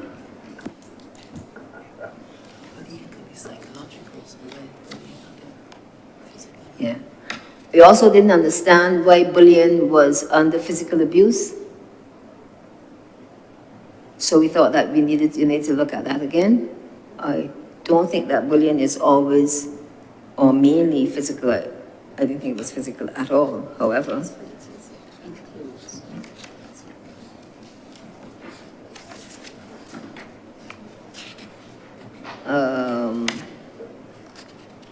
The next problem, the next section that we looked at, page 16.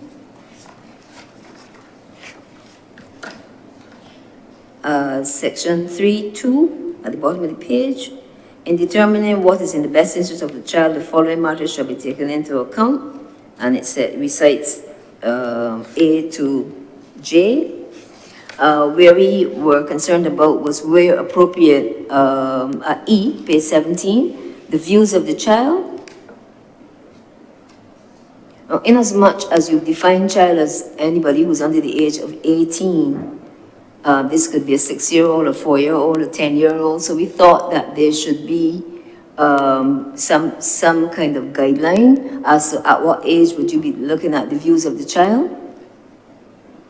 Because views of children who are immature or are really very young may not necessarily be of any interest or of any help to anybody who's contemplating what should be done with them. Yeah. If you want to use as an example the Family Law Act, a child is allowed to have a say in where he or she lives or with whom he or she lives at the age of 16. Inasmuch as this act covers far wider circumstances than the Family Law Act, you might wish to look at a younger age. But I think we thought that there should be some kind of age limit where you look at the age of the child. Similarly, in section 4, on that same page, page 17, where it says, the following principles shall be applied in the administration of this act. And it says, where a child is able to form his own views concerning his safety or welfare, he shall be afforded an opportunity to freely express his views.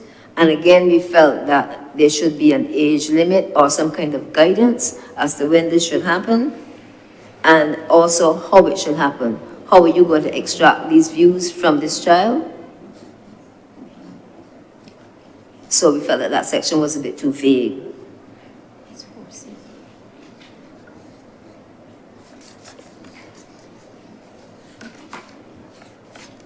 And on page 18,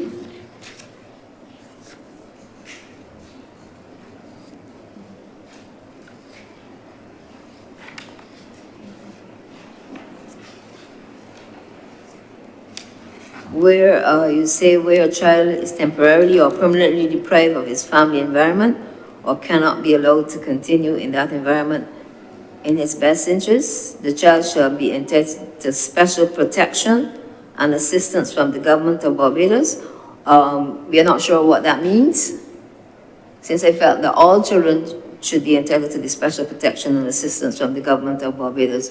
What does it mean by special protection? Is that may be regarded as discriminatory, but I think perhaps you need to look at that again. Or are children only entitled to special protection if they are removed from the environment in which they normally live? And further down on page 18, same page, a child is in need of care and protection where he does not have a parent who is fit to exercise care or guardianship owing to mental or bodily disease. I would hope that this act has, that we will go on to define, probably in subsidiary legislation, what would be a mental disease. I think that's rather broad. I can understand a physical or bodily disease, but a mental disease?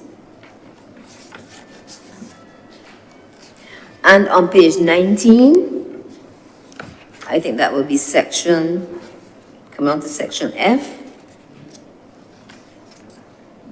where a child has been exposed to danger, moral or otherwise, I think that is too, well, we felt that it was too vague.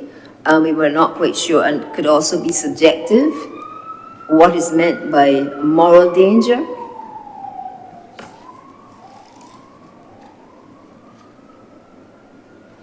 And at paragraph G, where the child has suffered physical, emotional, or psychological harm caused by being exposed to domestic violence by or towards a parent or other person residing with the child, we felt that in this section, both the perpetrator of the domestic violence and the victim of domestic violence could be equally, could we say, punished by having the child removed from their care.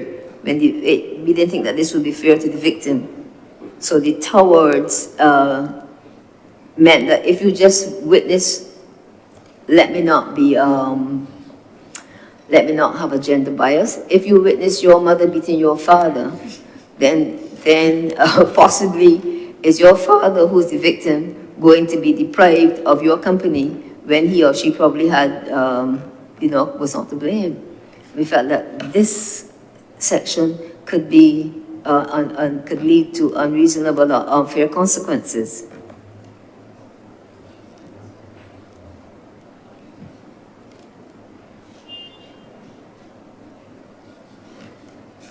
We're going to comment on H, but I'm not going to bother with that. That will take too long. And Miss Green? Yes, ma'am. I'm finished? No, I do recognize that 15 minutes is upon us, and it would seem to me, I haven't seen your submission, but you are now scratching the surface because your submission is very granular, and I do apologize that 6 weeks seem not to be long enough, which scares us for you to submit your submission. The 6 weeks fell within the court holiday when all litigators go on holiday. Where all litigators, and we are litigators. Go on holiday? Go on holiday. I don't know what holiday is, so tell me about it.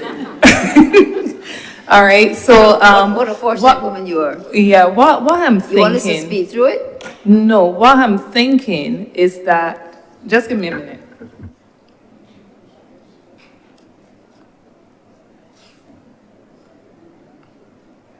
So what I was thinking is it may be more useful to the process if you are, because we are doing oral presentations again next Tuesday. That is the last day that we have assigned for that.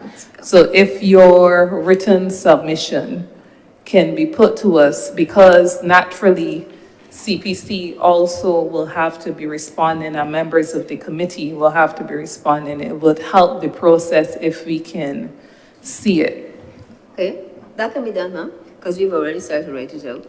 All right, and then we would need time to be able to review it. So would you be able to have your submission available to us by Thursday, Friday? What's today? Today's Tuesday. Yes. By Thursday. Yes. Then members of the committee will have ample opportunity to consider it and to be really fair to you and to the process as well.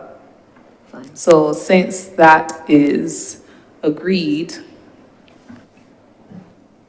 Madam Chair, if I may, through you, ask a question. Proceed. If there are any particular areas of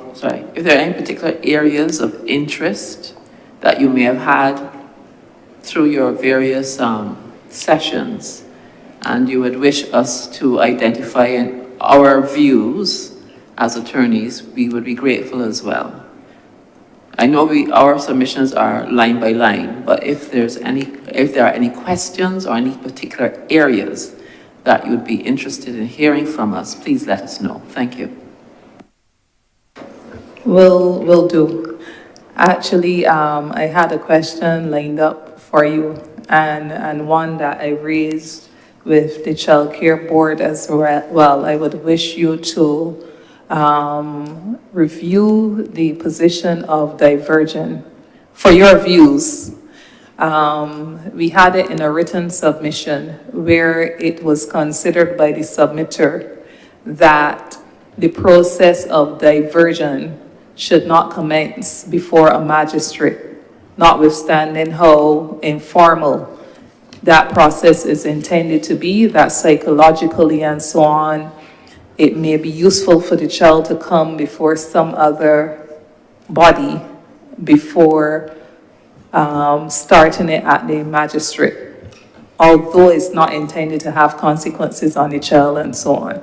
There are some views that have been expressed so far, but I'd be interested as chair to hear the Bar Association on this. Okay. Ma'am, I'd like to ask a question myself, though I know I'm not supposed to. In as much as you want this piece of legislation to be in accordance with the international treaties to which Barbados has acceded, have you given any thought or to whether or not this piece of legislation will take into account the provisions of the Hague Convention? I noticed that the body that is created here is called the authority. The body that is usually created under the Hague Convention is the central authority. And the central authority, which we were told when Barbados acceded will be the Child Care Board, would assist those persons who have to deal with children who are abducted and brought to Barbados, or abducted and taken away from Barbados. So our question here, bearing in mind some of the provisions in this legislation, would be whether or not you contemplated having this authority being also named the central authority under the Hague Convention. You might be surprised to learn that Barbados, we have done quite a few kidnapping, what we call kidnapping cases. And if there was a central authority from which it could be done for Barbadians, they'll be in a far better position than we are at present when there is none, because it's an exceedingly expensive procedure if you have to go person to person as opposed to state to state.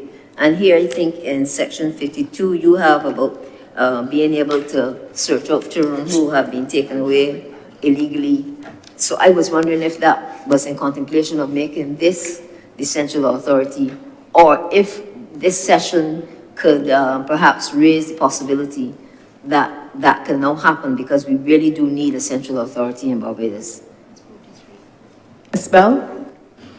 Chair, just to draw the attention of the Commission and the Bar Association to Clause 67, where it's indicated that there's going to be the transition of the Child Care Board into the Child Authority. So that within those provisions, it is anticipated then that they would be the authority for the purposes of the Hague. Oh, very good. Glory be, we need that desperately. All right, thank you. So to you, Ms. Hines, Ms. Green, and Miss Williams. Right. I just want to thank you, and we look forward to your full written submission. So we don't have to come back, do we? Yes, we have will. to come back? Okay. Yeah, because notwithstanding the written submission, I'm sure that there would be areas for clarification and exchange that may facilitate the process. So we don't want to limit you to the written submission. Very well, ma'am. So next week, Tuesday, September the 26th at 12:45. So you have to come back. I deliver the 12:45. written submissions to you on Thursday and return on Tuesday. Very well, ma'am. Thank you, ma'am.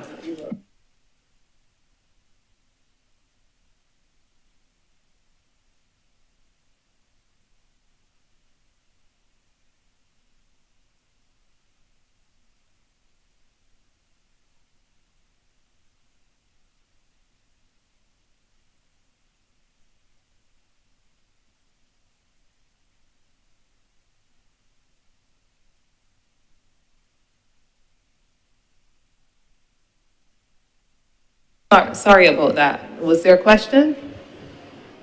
Not from here, ma'am. Okay, sorry, it was just a clarification regarding the The time. time. So 12:45 next week, Tuesday. Yes, ma'am. Thank you. Thank you. Our thanks to you, ma'am.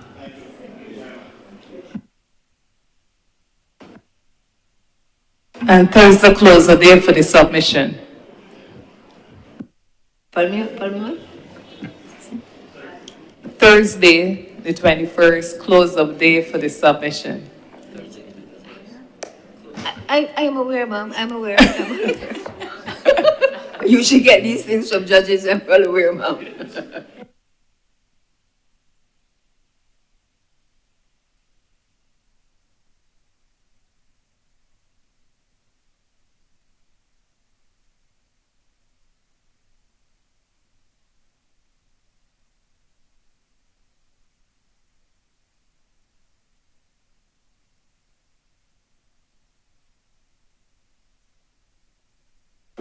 Okay, committee, before we adjourn, is there any other business? Seeing none, I wish to thank you for what I believe was a very useful session for today. We continue next Tuesday, September 26th, commencing at 10 in the morning. And you are reminded that that session next week, Tuesday, is an all day, is contemplated for a full day's work. So we look forward to seeing you then. Is there a motion to adjourn the meeting? I ask that the meeting be adjourned. Seconded by Senator Rogers. Thanks, committee. Thanks, Ms. Ford, sorry. Thanks, committee. Thanks, team members. Have a wonderful rest of your day. Thank you.